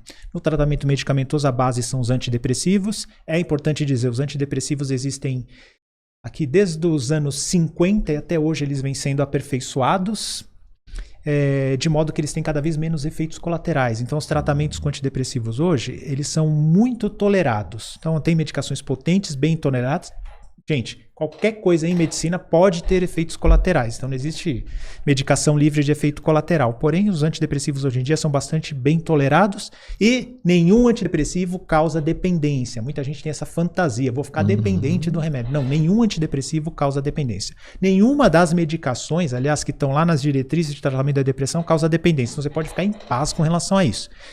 Só que aí, o que acontece? Tem pacientes que não melhoram com o primeiro antidepressivo. Aí a gente pode tentar um outro antidepressivo, subir a dose, existe associação de antidepressivo e uma série de outras medicações podem ser usadas, de outras classes de medicações, né? Então, existe um arsenal enorme para o tratamento da depressão, que envolve antidepressivos, antipsicóticos, lítio, hormônio tiroidiano, estimulantes, tem um monte de coisa que pode ser usada. Então, usando todo esse arsenal, 80% dos pacientes encontram o que a gente chama remissão, que é aquilo lá, ficar livre de sintoma, ficar assim que nem o Joel tá de bem com a vida. Além disso, existem as estratégias de neuromodulação. O que é isso? A eletroconvulsoterapia, que antigamente é chamado de eletrochoque, que é o mais antigo de todos, que vem desde a década de 30 do século passado até hoje, e é indicado até hoje. E tem muito estigma a respeito disso, tem filme a respeito disso. Eu tenho até um vídeo no meu canal de 16 minutos, um mini documentário a respeito disso. Eu mostro até a forma com que a eletroconvulsoterapia é retratada no cinema, de uma forma muito negativa, né? Ela chegou a ter resultados naquela época, então? Não chegou, não só chegou, como até hoje tem resultados. O serviço lá do Hospital das Clínicas da USP, do Instituto de Psiquiatria, é lotado, de segunda a sexta, manhã e tarde, de pacientes que... Mas são pacientes bem indicados, pacientes, muitas vezes, casos muito graves, muito agudos, que estão em risco, às vezes, até de fazer mal a si mesmo. E aí tem essa indicação, ou casos muito resistentes ao tratamento, também fazem esse tratamento que hoje é feito com anestesia. O paciente não tem mais aquela convulsão que ele tinha antigamente. Então é feito com anestesia. Né? E os efeitos colaterais são bastante toleráveis, o que dá uma certa amnésia. Né? Então a pessoa que faz isso fica com uma certa amnésia nos dias que ela faz isso e pode durar um pouquinho mais. A pessoa sente um pouquinho a memória fraca. E normalmente o efeito colateral não passa disso. Então esse tratamento existe até hoje. Então é um tratamento que talvez seja o tratamento da medicina mais antigo ainda em vigência. Então é esse. Verdade. Tem estimulação magnética transcraniana. Esses os pacientes gostam, é muito curioso. Doutor, vários pacientes perguntam, será que fazer estimulação magnética, que hoje já é aprovado para depressão também? E muito curiosamente, existe cirurgia para depressão. Essa pouca gente sabe. Tem uma cirurgia de estimulação do chamado nervo vago. Para explicar isso, eu falo pro pessoal, é assim, pega um nervo do corpo e ele funciona mais ou menos como um cabo USB para ir para a CPU, para ir para o cérebro. Então estimula-se um nervo e por algum mecanismo que hoje em dia ainda não é tão bem esclarecido, mas existem hipóteses para isso, melhora da depressão. Tem uma cirurgia que até aprovada, está nas diretrizes, que é de estimulação do nervo vago. Existem pesquisas para outras. Tem uma que chama estimulação cerebral profunda, essa é uma coisa muito mais séria, que você coloca um eletrodo no cérebro mesmo, mas essa está em pesquisa. E aí eu dei um spoiler aqui científico para vocês que vocês já puxaram, né? Teve um estudo do Dr. Antônio De Salles e da doutora Alessandra Gorgulho, que são 2 neurocirurgiões, né? E esse estudo é de uma estimulação de um nervo que tem aqui na face, um nervo facial. Para estudante de medicina, ou de odonto, ou quem estuda anatomia de alguma forma, é um ramo do trigêmeo. Né? Tem o nervo do trigêmeo, tem muita gente que tem nevralgia do trigêmeo. Então isso aí que pode doer, talvez possa ajudar na depressão também. Coloca-se um marca-passo aqui na clavícula, manda um eletrodo aqui em cima na testa por baixo da pele, não aparece. Aí programa-se esse marca-passo para dar uns estímulos. Aí parece que esse nervo que passa aqui em cima leva um estímulo para o cérebro e esse dado não está publicado, por isso que é spoiler, vai ser publicado ainda, mas deu um resultado positivo, pelo menos nesse estudo. Precisa, tudo em ciência, você precisa replicar para ver se funciona de verdade. Então, não cessam as pesquisas. E uma última que eu poderia citar aqui é a cetamina, que é um anestésico já usado há muito tempo, um anestésico inclusive barato, usado há muito tempo. Em alguns lugares ele é usado como droga recreativa, né? E que ele tem também uma eficácia muito grande. Ele tem a mesma indicação que o ECT, para tirar a pessoa de uma crise, normalmente. Tanto que existem discussões, eu já até dei aula disso, de quando você escolhe, indica o ECT ou quando você indica a cetamina. Então seria o que a gente chama de estratégia de resgate. A pessoa está mal mesmo, ou ela não respondeu aos outros tratamentos, precisa de alguma coisa, precisa de um boost aí para tirar a pessoa do buraco. E aí tanto o ECT quanto a cetamina, que é esse anestésico, ajudam bastante. Então vocês veem, existe um arsenal enorme do tratamento da depressão. Rodrigo, você perguntou sobre isso? A imensa maioria dos pacientes que chega para mim dizendo, doutor, tô desiludido com a vida, não tem jeito mais a minha depressão. Eu vejo, não usou nem 10% dos tratamentos disponíveis. Então, fica uma recomendação para todos aí, gente. Depressão, a gente não fala em cura pelo motivo que eu falei. Mas tem tratamento eficaz para a imensa maioria dos casos. Não desista, persista, consulte um bom profissional. É isso aí. Boa. Pô, obrigado, hein? Conversa sensacional. Eu ia colocar vocês aqui pra conversar até as 10 horas da noite hoje, mas não vou judiar da primeira vez não, viu, Roberto? É isso que eu falo. Eu canso de explicar isso pra ele. Seva, traz ele, deixa ele ficar com vontade de voltar, que aí você traz. Aí sim, já tem liberdade, aí você esfola o cara. Aí ele briga com a mulher, larga da casa dele. Teve um e tudo superchat mais. aqui, teve alguns membros novos no canal também, sejam bem-vindos. E quem não for, já se inscreve no canal, dá like, compartilha, vai lá na iconografia também. Joel, o Paulo Eduardo falou aqui, senhores, minha sugestão para o Joel de 2 canais bons de conteúdo masculino, equilibrado e ponderado. Aqui no YouTube são Projeto Conselho e Bruno Giglio. Não conheço esses caras. Não. Valeu Aí pela o dica. conselho aí do Paulo aí. Obrigado pelo conselho, Paulo. Eu vou dar uma dica de um canal muito bom, então, aqui, já que a gente tá falando disso aqui na internet. Fala o seu aí, Joel. Tomografia da história. Fotografia da história. Tomografia da história. Pode Aí lá. deu um conselho pro Joel. O Joel vai dar um também, pô. Irmão, obrigado, viu, cara? Você sempre arrebenta quando você vem aqui compartilhando suas histórias. Dá só uma dica aqui pra galera. Quem quiser alguma dica, te encontrar, qual que é o caminho mais fácil? É muito rede fácil. social. Quem quiser me encontrar, qualquer rede social é Psiquiatra Fernando Fernandes. Eu queria chamar só Fernando Fernandes, mas aí surgiu do Big Brother e me dei mal. Então tem que ser Psiquiatra Fernando Fernandes em qualquer rede. Passa lá no meu canal, deixa um comentário dizendo que veio daqui, eu vou ficar bem contente. Doutor, obrigado também, viu? Eu que Volte agradeço mais pelo vezes. convite, pela Foi um hospitalidade. prazer conhecer você. Agradecer esse episódio que é o Instituto Oliver Carreiras Policiais, quem mais aprova policiais em todo o Brasil. Se você quer ter uma estabilidade financeira, ter um sonho de ser um policial, procura o Instituto Oliver, vai te ajudar bastante. Valeu? Obrigado aí, galera. Fui. Valeu, galera. Flui, a gente já tá voltando.